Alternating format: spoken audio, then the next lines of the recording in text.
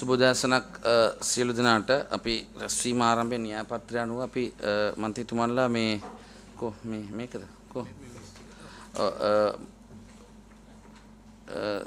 ජනවාරි 16 වෙනිදා පෙබරවාරි 3 වෙනිදා සහ පෙබරවාරි 5 වෙනිදා පෙබරවාරි 12 වෙනිදා තිබිච්ච රැස්වීම් වල වාර්තා ටික අනුමත කිරීම තමයි අපිට කරන්න තියෙන්නේ. ඒක දීලා තියෙන ෆයිල් එක ඔක්කොටම ඒ කවුරු හරි යෝජනා කරන්නකෝ. අජිත් පෙරමන්තුමා යෝජනා කරනවා, චතුරගලපත්ති මන්තුමා ස්ථිර කරනවා. හරිද? මේ ඒ අනුව දැන් අද සාකච්ඡාව අපි කොටස් කීපයකට කරගෙන යන්න බලාපොරොත්තු වෙන අපි ඉක්මනින් ඒ ටික කතා කරලා ඉවර කරගමු.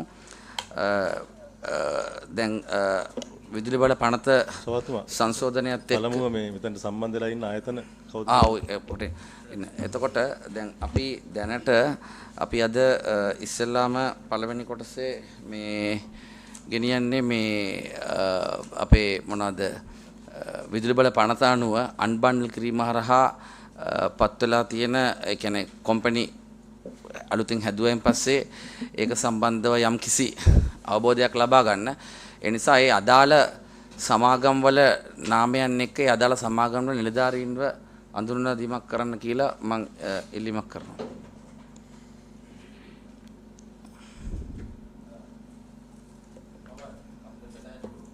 මයික් එක ඔන් කරලා කතා කරන්න.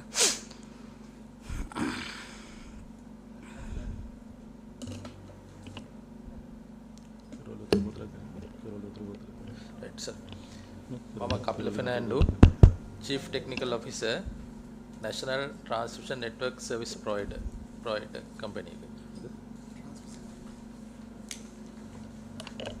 Good morning. මම නිශාන්ත ගරුසිංහ. මම National Transmission Network Service Provider Private Limited Company එකේ COO National Grid විදිහට වැඩ කරනවා. මම NS විත්තසිංහ, Director, National Transmission Network Service Provider Company. මම නුසිත් කුමාරතුංග, NTNSP එකේ chairman. මොකේද? NTNSP National Transmission Network Private. හරි.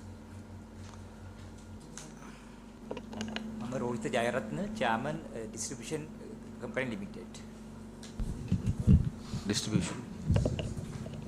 චන්දන රණතුංග, අධ්‍යක්ෂ මණ්ඩල සමාජික විදුලිය බෙදා හැරීමේ සමාගම.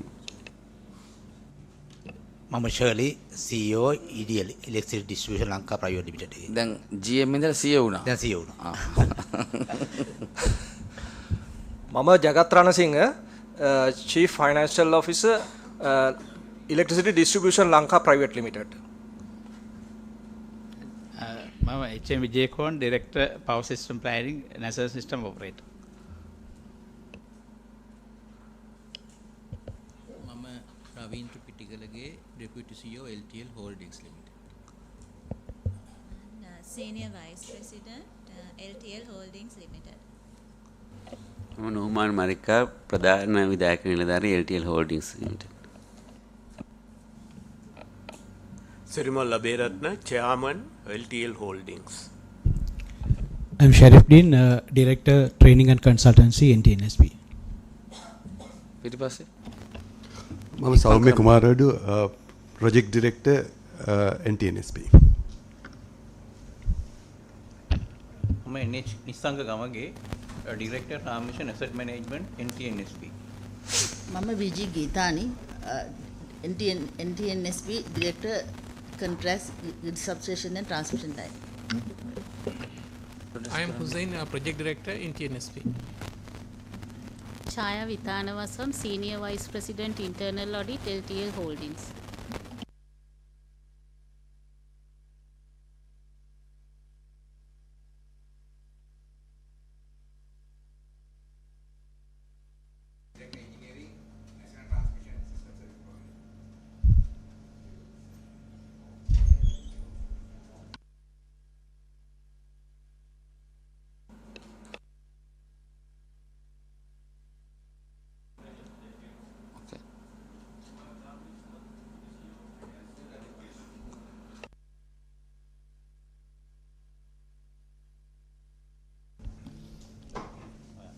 අපි පළමුව මේ සමාගම් වල අලුතෙන් පත්වෙච්ච නිලධාරීන් සියලු දෙනාට අපි සුබ පතනවා. තව ඉන්නවද සුබ කම්පැනි වල? කියන්න ඉතින් ඉක්මන් කර. මම සාලි ජයසේකර සභාපති විදුලි බල ජන සමාගම. මම මදුරගමගේ අතිරේක සාමාන්‍යාධිකාරී ඉංජිනේරු ලංකා විදුලි පුද්ගලික සමාගම. මම SDC ගුණවර්ධන අතිරේක සාමාන්‍යාධිකාරී ක්‍රමෝපාය ආයතනික ලෙකෝ. KSS කුමාර NSB National Transmission Network Service Provider. Director Contracts. Namal Hewage general manager Lanka call අපේ ප්‍රධාන සමාගම වෙන්නේ ඉලෙක්ට්‍රික් ජෙනරේෂන් ලංකාවේ. ඔබතුමා මම මගේ නම අබේකෝන් ලක්විජය බලාගාරයේ ඩිපුටි ප්ලාන් මැනේජර්. හරි. අපි කැඳවලා තියෙනවා. අපි දවස් 10කට කලින් මෙතුමාට උපදෙස් දීලා තිබ්බ කැඳවන්න කියලා. නෑ නෑ. ඔයාලට කැඳවන්න කියලා උපදෙස් දුන්නානේ. නෑ නෑ. මන්ත්‍රීතුමා දවස් 10කට එජෙන්ඩා එකේ තියෙන්නේ සිලෝන් ඉලෙක්ට්‍රිසිටි බෝඩ්. no දැන් LTL Holdings Private Limited. ඊට පස්සේ ඒ දෙකනේ අපි කැඳවලා තියෙන්නේ. ලේකම්තුමාට ලියුම ආවේ කවද්ද? මේ අර වාර්තා ටික ඉල්ලලා. ඔව් දවස් 10කට කලින් මම කිව්වා. සභාවත මෙහෙමයි දැන් අපිට අපි මේ SOC කමිටුවේ මේ සමාජිකයෝනේ. ඔව්. එතකොට අපි සමාජිකයන්ට දැනුවත් කිරීමක් වෙන්නේ කවුද කැඳවන ආයතන මොනවද කියලා. දැන් ඔබතුමා මාර්තු 20 අපේ ගෲප් එකට දාපු මේ SOC ගෲප් එකට දාපු ලියුමේ තියෙන්නේ ඉලෙක්ට්‍රිසිටි බෝඩ් එක සහ LTL හෝල්ඩින් සමාගම පමණයි.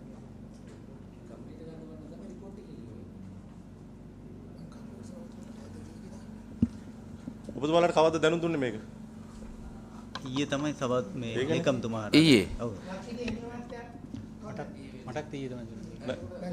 නෑ ඒ නිසා සභාවතුමා මගේ යෝජනාව තමයි දැන් අපි හවස කෝප් කමිටුවෙන් දාගෙන තියෙනවා ගල්ලංගුරු ගැටලුව පිළිබඳව විමර්ශනය සඳහා. ඒතොර එහෙම තියෙද්දී උදේවරුේ වෙනත් අරමුණකට පාවිච්චි කරපු කමිටුවක් කෝල් කම්පැනියත් පටලවාගෙන දේශපාලන අරමුණු වලට මේක පාවිච්චි කරන්න දෙන්න බෑ. නෑ මන්ත්‍රීතුමා අපි මෙතන අපි මන්ත්‍රීවරු බහුතරයක් ඉන්නවා. අපි මේ න්‍යාය පත්‍රයෙන් මේ අපි හවසට ඒ එජෙන්ඩා එක අපි සාකච්ඡා කරනවා. ඒ නිසා න්‍යාය පත්‍රේ නැති ආයතනයක් හඳවලා ගරු මන්ත්‍රීතුමා පොඩක් ඉන්න.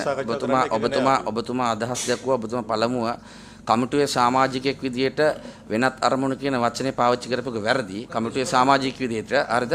චුට්ටක් ඉන්නකො. එජෙන්ඩා එකේ තියෙන එකත් එක තමයි අපි යන්නේ. ඔබතුමා කතා කරන්නේ. ඔබතුමාට අදහස් දක්වන්න අවස්ථාවක් දුන්නා. හරිද? එතකොට කමිටුවේ ලේකම්වරයාට අපි වාර්තා කීපයක් කැඳවන්න කියලා ඉවර වෙලා සහ ඒ අය කැඳවන්න කියලා ඉවරලා දැන් මම හිතන්නේ කවුද දිනේ මාර්තු 20ද? 20 නෙමෙයි ඊට පස්සේ වෙන්නේ. 20 ඔව් යන කලින්නේ මාර්තු 20 දැනුම් දීලා තිබ්බා. එතකොට මට ඊයේ දැනගන්න ලැබුණා මේ කෝල් කම්පැනියකට කැඳවීමක් කරලා නැහැ කියලා ඉවර වෙලා සහ වාර්තා ටික කැඳවලා තියෙනවා. වාර්තා කැඳවලා නැහැනේ කෝල් කම්පැනි නැතුව. හරිද? එතකොට දැන් එතුමාට මිස් කොමියුනිකේෂන් එකක් තියෙනවා. ඒ අනුව තමයි මම කිව්වේ වහාම නිවැරදි කරලා ඒගොල්ලන්ව ගෙන්නන්න කියලා. මොකද හේතුව නමුත් සභාවතුමා මෙන්න මෙහෙමයි. ඔබතුමාත් ඉන්නවනේ මේ SOC මේ ගෲප් එකේ. ඒතර මේකේ දාලා තියෙනවා 20 වෙනිදා මේ ඉන්විටේෂන් එක. ඒ ඉන්විටේෂන් එක තේ සමාගම නැහැ ඔබතුමා එක දකින්න ඕනේ. ඊට පස්සේ නැවත මෙන්ෂන් කරලා තියෙනවා ඊයේ දවසේ. හරිද? එතකොට 20 වෙනිදා දාපු නැති ආයතනයක් ඊයේ දාපු නැති ආයතනයක් අද කැඳවීමේ අරමුණ මොකක්ද? නෑ ඊයේ තමයි මම දැක්කේ මේක ඉන්වයිට් කරලා නෑ කියන එක. ඒ අනුව තමයි මම ලේකම්ට අඩුම තරම අපි ඊයේ දැනුවත් වෙන්න බෑ හැමනා. ඊයේ මම ඊයේ තමයි අහුවේ. ඊයේ නෑ මෙතන ඊයේ දැනුවත් කළත් නෑ. 4:00 විතර මම දැනුවත් වුණා. මම බැලුවාම ඒක ඉන්වයිට් කරලා තිබුණා. එතකොට මම ලේකම්තුමාට කතා කරලා ඇහුවා මේ ඇයි මේක ඉන්වයිට් කරලා නැත්තේ කියලා. එතකොට එතන යාට ඒක කොමියුනිකේට් වෙලා නැහැ කියලා කිව්වා. එතකොට රිපෝට් කැඳවලා සමාගම් කැඳවන්න නැතුව වැඩක් නැහැනේ. රිපෝට් කැඳුවේ සමාගම් කැඳවන්න. මොකද අපිට අපේ අරමුණ උනේ මේක මෙතනින් දැන් ඉවර කරන්න ඕනේ. මොකද අන්තිම තව 3ක් දක්වා තමයි අපිට කතා කරන්න තියෙන්නේ. හරිද? ඒ ටික කතා කරලා අත් වශයෙන්ම ඒ 3 කතා කරාම මේ මොකද අපිට හැමදාම කෝල් කතා කර ඉන්න බෑ. මෙතනින් මේක ඉවර කිරීමේ අරමුණින් තමයි ගෙන. නැත්තම් තව දවසක ආයෙ කැඳවන්න ගිහලා මේක ඔඩු දුදුව ඉන්න තියාගන්න කිසිම අවශ්‍යතාවයක් නැහැ. කෙසේ නමුත් අපි ඉස්සෙල්ලා අපි ප්‍රධාන අරමුණ වෙච්ච මේක කතා කරලිමු. මොකද්ද අලුත් සමාගම් 4 සහ අදාළ අනුබද්ධ සමාගම් වල ක්‍රියාකාරීත්වය පිළිබඳව මේ කතා කරලා ඉමු. සභාවතුමා මම කියන්නේ ඇත්තටම මේ SOC එක ආරම්භ කරපු මොහොතේ ඉඳලා අපිත් ඔබතුමා කියන එකට සහයෝගයෙන් වැඩ කරගෙන යනවා. නමුත් මම කියන්නේ මේක නිකම් අපිට තේරෙන එකක් මේක නිකම් වෙන අරමුණකට පාවිච්චි කරනවා කියලා. ඊයේ හවස ඒ අරමුණ මොකක්ද? මම කියන්නේ ඊයේ හවස වෙනකම් මේක නැතිනම් මම කියන්නේ දැනට අද කෝප් එකටත් මේගොල්ලෝ ගෙන්නන්න කටයුතු කරමින් ඉන්නවා. අපි කෝප් නෑ මම කියන්නේ නෑ එහෙමනම් අරක අත්තන දාන්න ඕන අර නෑ පොඩකින් තප්පර මට දෙන්න මට බේරන්න මම මේක බේරන්න ඉන්න මම බේරන්න. ඒ කියන්නේ මෙහෙමයි. දැන් මේක ආංශික අධීක්ෂණ කාරක සභාව මේ ගරු පාර්ලිමේන්තුවේ. එතකොට ආණ්ඩු පක්ෂය සහ විපක්ෂ මන්ත්‍රීවරු මේක නියෝජනය කරනවා. එතකොට කාරක සභාවේ එකඟතාවය මත තමයි මේක න්‍යාය පත්‍රය සහ කැඳවීම මේක වෙන්න ඕනේ. සභාපතිතුමා විදිහට ඔබතුමාට අපි ගරු කරලා ඔබතුමාගේ න්‍යාය පත්‍රය අනුව අපි කටයුතු කළා. නමුත් ගරු සභාපතිතුමා මේ ආංශික කාරක සභාව තියෙන්නේ පාර්ලිමේන්තුවේ කටයුතු වගේම රටට නායකත්වය දෙන අඩුපාඩුකම් තියෙනවා නම් අමාත්‍යාංශ වල ඒක වෙනස් කරලා ඉවරලා ඊට අවශ්‍ය කරන ප්‍රතිපත්ති තියෙන ගන්න. එතකොට ඒ වෙනුවෙන් අපි වැඩ කළානේ. එතකොට මම ඔබතුමාගෙන් ඉල්ලන්නේ මේ ආංශික කාර්ය සභාව කැඳවන රෙගියුලේෂන් ටිකක් තියෙනවා. හරිද? ඒකට අදාළ කරන පිළිවිතරයන් තියෙනවා පාර්ලිමේන්තුවේ සම්මත කරලා. ඒකෙන් පිට ඔබතුමාටත් මටවත් කාටවත් අයිතියක් නැහැ කටයුතු කරන්න. ඒ නිසා ගරු පාර්ලිමේන්තුවේ තිබුණු සම්ප්‍රදායන් සහ තියෙන මේ නීති රීති අනුව මේ කාර්ය සභාව අපි කැඳවමු. පොඩකින් දැන් හරි ඔබතුමා දැන් එකම කාරණා මම ඉවර කරන්න. ඒතොර එජෙන්ඩා එකෙත් නැති මන්ත්‍රීවරු දැනුවත් නොකරපු ආයතනයක් කැඳවලා මෙතන වාඩි කිරීමම මේ ස්ථාවර මේ තියෙන ආශික අධිශීල කාර්ය සභාවේ අරමුණට පටහැනි. ඒ නිසා අපට මේ දැනුවත් කිරීම වෙන්න ඕනේ. ඒක හරි. ඒ දැනුවත් කිරීම වුණාට පස්සේ තමයි ඒක නීතිගත වෙන්නේ. හරි දැන් හරි. දැන් ඇත්ත වශයෙන්ම මට දැන් වැඩ දෙකයි කරන්න පුළුවන්. හරිද? මම පැහැදිලිව අපේ ලේකම්වරයාට උපදෙස් දීලා තියෙනවා. එයාට ඒක කොමියුනිකේට් වෙලා නැහැ. රිපෝට් එක කැඳවලා ආයතනයෙන් නොකැඳවී ඉන්න කිසිම අවශ්‍යතාවයක් නැහැ. එතකොට කොමියුනිකේට් වෙලා නැහැ. එතකොට මට ඒ අනුව ලංකා කෝල් එක ගෙන්නුවේ නැහැ කියලා මට ලේකම්වරයාට චෝදනාවක් එයා උපදෙස් පිළිපැද්දේ නැහැ කියලා ලේකම්වරයාට චෝදනාවක් කරන්න පුළුවන්. හරිද? එතකොට රාජ්‍ය නිලධාරියෙක්ව අනවශ්‍ය විදිහට අමාරුව දාන්න කිසිම අවශ්‍යතාවයක් නැති නිසා තමයි මම එයාට ඊයේ කිව්වේ නිවැරදි කරන්න කියලා. නමුත් ඒ නිවැරදි කරපු වෙලාවෙත් ඒක WhatsApp group එකට හරි නොදා තිබීම මම හිතනවා මේ නිලධාරීන්ගේ වැරද්දක් එතන තියෙනවා. හරිද? රිපෝට් එක දාපු එක නෙමෙයි දැන් මෙතන අඩුපාඩුවක් වෙලා තියෙනවා. ඔබතුමාට උපදෙස් එජෙන්ඩා එකක විදිහට අයිටම් එකක් කියන්නේ ඉස්සෙල්ලාම ඉන්වයිට් කරලා තිබ්බේ නැහැ. ඊට පස්සේ ඒක නිවැරදි කරන්න කිව්වම නිවැරදි කරලා ඉවර වෙලා මේක දාලා තිනවා. අනිත් එක කෝප් කමිටුවයි ආංශික අධීක්ෂණ කාරක සභාව කියන්නේ දෙකක්. එතකොට කෝප් කමිටුවේ කරන්නේ ආංශික අධීක්ෂණ සභාවේ කරන්න ඕනේ නැහැ කියලා කොහෙවත් නියමකුත් නැහැ. එහෙම අපිට බැඳීමකුත් නැහැ. හරිද? ඉතින් ඒ නිසා එතකොට අපිට දැන් වැඩ දෙකයි තියෙන. එක්කෝ ලබා දුන්න උපදේශ පරිදි ඒ අතපසුවීම නිවැරදි කරගෙන ඒ කටයුතු කරන එක. එහෙම නැත්නම් ඒ උපදේශ නොපැදීම පිළිබඳව මේ නිලධාරීන්ට විරුද්ධව කටයුතු කිරීම. ඉතින් මේ දෙකෙන් එකක් තමයි අපිට තෝරගන්න තියෙන්නේ. හරිද? ගරු සභාපතිතුමා දැන් මේකේ 20 වෙනිදා මෙන්ෂන් වෙන්නෙත් නැහැ ලෙටර් එකේ. ඊයේ දවසේ මෙන්ෂන් වෙන්නෙත් නැහැ. අද දවසේ එජෙන්ඩා එකේ මෙන්ෂන් වෙන්නෙත් නැහැ. ඒතකොට එහෙම නැති එකක් ගැනීමම ඔබතුමාට සහ මට දෙගොල්ලන්ටම අයිතියකුත් නැහැ. ඔබතුමා කියන එක හරිය. දැන් මම ඒකනේ පැහැදිලි කිරීමක් කරේ. එතකොට ලේකම්වරයාගේ අතින් අඩුපාඩුවක් වෙලා තියෙනවා. ඒ අඩුපාඩුව නිවැරදි කරන්න තමයි මම උත්සාහ කරේ. එහෙම නිවැරදි කරන්න ඕනේ නැත්නම් ලේකම්වරයා පිළිබඳව අපිට කතානායකතුමාට කම්ප්ලේන් එකක් දාන්න සිද්ධ වෙනවා. රයිට්. ඔබතුමා ඊට අදාළ සුසු ක්‍රියාමාර්ග ගන්න මේ ඇජෙන්ඩා එකෙන් ඇරෙන්න ඊට පිට කාරණයක් සාකච්ඡා කරන්න අපි ආශික අධ්‍යක්ෂක කාර්ය සභාවේ සමාජ විතර එකඟ නැහැ. හරි. එතකොට දැන් ඔබතුමාගේ මතය මොකක්ද? මෙහෙමයි. පළවෙනි දේ තමයි මම හිතන මේ විරෝෂන් ගරු මන්ත්‍රීතුමා පටන් ගන්නකොට මේ දේශපාලන න්‍යාය පත්‍රයක් තියෙනවා කියලා. එහෙම පටු දේශපාලන න්‍යාය පත්‍රයක් නැහැ. ඉතින් පාර්ලිමේන්තුව කියන්නේ දේශපාලනේ තමයි. මොකද වෙන දෙයක් තියෙනවා මේකේ. හරි. එතකොට ඒකේ අයි හිතන දෙයක් නැහැ. ඒ වගේම විදුලි බල මණ්ඩලය කතා කරත් ගල්ලඟුරු ගැන කතා කරන්න වෙනවා. ඒ නිසා ඕනනම් ලංකා කෝල් එක ඇතුව ගල්ලඟුරු ගැන කතා කරන්න පුළුවන්. ඕනනම් ලංකා කෝල් කම්පැනි මෙතන නැතුව ගල්ලඟුරු ගැන නෑ මම තීරණයක් දෙන්නම්කෝ. හරි. ඒකෝර නෑ මම කියන්නේ මේකයි. සභාපතිතුමා දැන් නිලධාරී මණ්ඩලයේ පැත්තෙන් අඩුපාඩුවක් වෙලා තියෙනවා. ඔව් ඒක නිවැරදි කරන්න තමයි මම උත්සාහ කරේ. ගල්ලඟුරු ගැන කතා කරන සාකච්ඡාව සීමා කරන්න ඕන නම් මම දන්නේ නැහැ. දැන් ඉතින් මොනවද සීමා කරන්නද දැන්? නෑ ඔබතුමා හවස නිරීක්ෂකයෙක් විදිහට එන්න. අපි රාය 10 වෙනකම් වුණත් ලෑස්ති එක සාකච්ඡා කරන්න. එකමාර ඉඳලා රාය 10 වෙනකම් අපි ලෑස්ති සාකච්ඡා කරන්න පාර්ලිමේන්තු කමිටුවේ සමාජිකයෙක් නෙමෙයි. හරි මට හැම කමිටුවේ සමාජිකයෙක් නෙමෙයි. හරි නෑ නිරීක්ෂණය කරන්න. හරි දැන් මේමයි අපි මේ කමිටුවේ න්‍යාය පත්‍රයේ තියෙන දේවල් විතර කතා කරන්න නෑ මන්ත්‍රීතුමා පොඩක් ඉන්නකෝ. හරි උත්තරයක් තියෙනවා. හරි.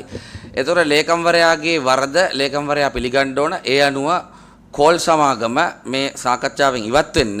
හැබැයි අපි ඒ අදාළ කරුණු ගෙන්නලා තියෙන රිපෝට් කතා කරන එක අනිවාර්යෙන් කරනවා. ඔබතුමාලා ඒ එජෙන්ඩා එකේ නෑ සමහර. නෑ ඔබතුමාලා මේ මීටින්ගෙන් ඉවත් වෙන්න. නෑ එජෙන්ඩා එකේ නෑ අපි එකඟ නෑ ඔබතුමාගේ වෙනස් කරන්න නැත්නම්. නෑ අපි කමිටු බහුතරය පාවිච්චි කරලා මේ එජෙන්ඩා එක අපි පරාජයට පත් කරනවා. නෑ අපි දැන් අපි යෝජනා නෑ අපි එහෙම කරමු. නෑ මන්ත්‍රීතුමා පොඩක් ඉන්න අපි අද මාතෘකාවේ දාලා පොඩක් ඉන්න විනාඩියක් ඉන්නකෝ දැන් මට පැහැදිලි කරන්න දෙන්නකෝ. දැන් ඔබතුමා මෙහෙවන්න හදනවනේ. ඔබතුමාට මෙහෙවන්න බෑනේ. ඉන්නකෝ දැන් අපි ඔරිජිනලි ගෙන්නෙව්වේ මොකද්ද විදුලි බල මණ්ඩලයේ අන්බන්ඩල් කිරීම හරහා තියෙන සමාගම් සහ ඒකේ ක්‍රියාකාරීත්වයත් LTL සමාගමේ මේ LTL සමාගමේ මොනවාද අනාගතය කියන්නේ ෆියුචර් ප්ලෑන් එක මොකක්ද කියන එක. එතකොට ඒකට අදාළ කාරණා තුල තියෙන රිපෝට් අපි කතා කරන්න බලාපොරොත්තු වෙනවා. එතකොට ලේකම්වරයා විසින් කෝල් සමාගම නොගෙන්වීම නිසා කෝල් සමාගමට සහ කෝල් සමාගමේ අදාළ කාරණා අපි බලාපොරොත්තු වෙන්නේ නැහැ. නමුත් මේ සමාගම් හතරේ කාර්යභාරය තුල කතා කරන තියෙන ටික අපි සාකච්ඡා කරන එක තමයි කරන්න බලාපොරොත්තු වෙන්නේ. පැහැදිලිනේ දැන් හරියට තේරුම් ගන්න එක. හරි. එතකොට අපි ඉස්සෙල්ලාම මේ ස්තුතිවන්ත වෙනවා මේ නිලධාරීන්ට අලුත් සමාගම් හතරේ ඔබතුමන්ලාව අඳුන්වලා දීම පිළිබඳව. ඒ වගේම අපේ කමිටුව හරහා තමයි තව බාධා කිරීමක් කර ලක්විජේ ඉංජිනේරු මහත්තයාත් ඉන්නවා. එයා යනවනේ අර. ඔය එයාලා මම කියන්නේ ලක්විජේගේ ලොකු ඉෂුව එකක් තියෙන වෙලාවක මම කියන්නේ මෙහෙම නිරන්තර මෙතෙන්ට ගෙන්න. දැන් ප්‍රශ්නේ ඉවර කරානේ මන්ත්‍රීතුමා. දැන් එතුමාම මීටිමෙන් අයින් වෙන්න කිව්වා. නෑ ඔබතුමා යන්න. නෑ එයාට යන්න කියන එක වෙනම දෙයක්. එයා ගෙන්නුවේ ඒතොර එච්චර දුර ගෙන. නෑ මම ජෙනරේෂන්ද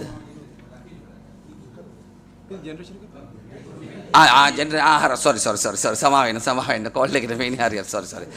එතකොට අපි දැන් මම ඔබතුමාගේ ඉල්ලනවා ගරු සභාපතිතුමා අවසාන වශයෙන් ඇත්තටම අපි අද කෝල් කම්පැනි අයින් කරලා දාමුකෝ. දැන් ඒක ලේකම්වරයා වැරදිනේ. මම අවසාන වශයෙන් ඔබතුමා ඉල්ලන්නේ කරුණා කරලා අපිට මේ ස්ථාවර කමිටුව වල තියෙනවා ආංශික අධීක්ෂණ කාර්යසභාවේ කැඳවන විදිහේ අපිට රෙගියුලේෂන් එක තියෙනවා. ඔව්. ඒතකොට මේකට යටත්ව අපි මාසෙකට දෙවතාවකට නොවැඩි ප්‍රමාණයක් කැඳවන්න ඕන කියලා තියෙනවා. ඒ නිසා අපි ලෑස්ති ඔබතුමා අපි පාර්ලිමේන්තු සැසිවාර නැති කාලෙවත් අපි රැස් වුණානේ. ඔව් දැන් ඒක අපි අයින් කරානේ. රයිට් ඒක තමයි. එතකොට මේ රාජ්‍ය නිලධාරීන් මේ ආයතන වල වැඩ කරන්න ඕනේ. එතකොට කමිටු ගණනාවක මේගොල්ලෝ සම්බන්ධීකරණය කරනවා එන්න ඕනේ.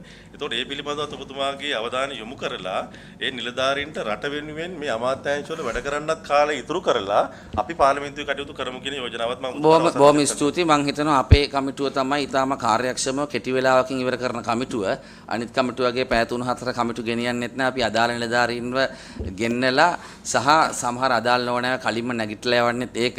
මම දන්නේ එකපාරට මේ නිින්දෙන් නැගිට වගේ මොකක්ද උනේ කියලා ඉවරලා කමක් නෑ. අපි සාකච්ඡාව ඉදිරියට පවත්වාගෙන අපි පාර්ලිමේන්තුවේ සභාගාරයට උණුසුම් මෙතෙන්ට ඇවිල්ලා හරි ඒ කම නැහැ හොඳයි. මේ ප්‍රජාතන්ත්‍රවාදී කියන්නේ ඒකනේ.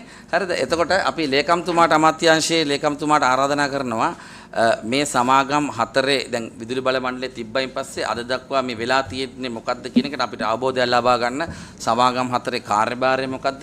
සමාගම් හතර කැඩිලා තියෙන විදිය මොකද්ද? එතකොට ඒවායේ පරිපාලන සහ මෙහෙයුම් ක්‍රියාමාර්ගයන් ක්‍රියාත්මක වෙන්නේ කොයි ආකාරයෙන්ද? ඒ වගේම සේවකයින් කොච්චර ප්‍රමාණයක් අඩු වෙලා තියෙනවද? සහ මේ සමාගම් හතරට සේවකයින් බෙදිලා ඉන්න ප්‍රමාණය මොකක්ද කියලා පොඩි පැහැදිලි කිරීමක් කෙටියෙන් කරන්න කියලා.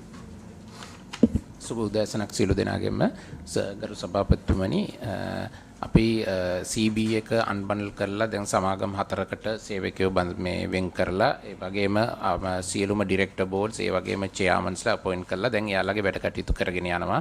දැන් ඇත්තටම ඉස්සෙල්ලා CB එක කිව්වහම එක ආයතනයක් කෝඩිනේට් කරනවා වගේ නෙමෙයි. දැන් ආයතන හතරක් කෝඩිනේට් කරනවා කියන එක තරම ලේසි නෑ, අමාරුයි.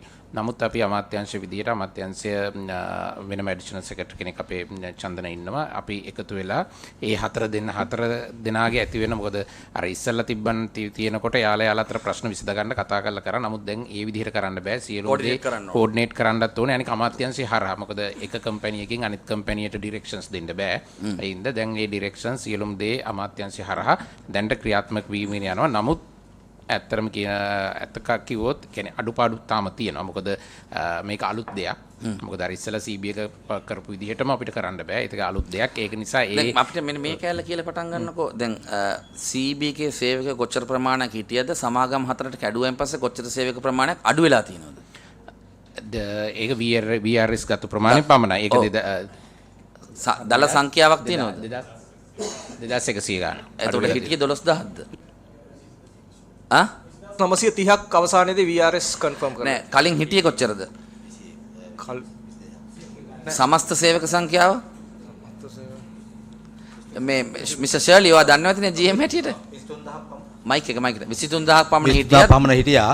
VRS-ත් එක්ක 1930 කියන්නේ 2000කට ආසන්න ප්‍රමාණයක් VRS ගත්තා. ඒතර 21000ක් විතර වගේ තමයි මේ සමාගම් හතරට බෙදලා තියෙන්නේ. සමාගම් හතරක් වශයෙන් අපි ප්‍රධාන වශයෙන් කිව්වට සමාගම් 6කට අපි බෙදුණා. සේවකයන් බෙදුනේ. ඒ කියන්නේ අනුබද්ධ සමාගම්නේ. නෑ තව තියෙනවානේ අපේ ෆන්ඩ් එකට එක කම්පැනියක් තියෙනවා. ඊපස්සේ එනර්ජි වෙන්චර්ස් එක තව සමාගමක් තියෙනවා. ඔව් අර ප්‍රධාන සමාගම් හතර නම් සහ කාර්යභාරය ප්‍රධාන සමාගම් හතර වශයෙන් කේටි වචන වලින් කියන කටහුරු වෙච්ච විදිහට හොඳේ.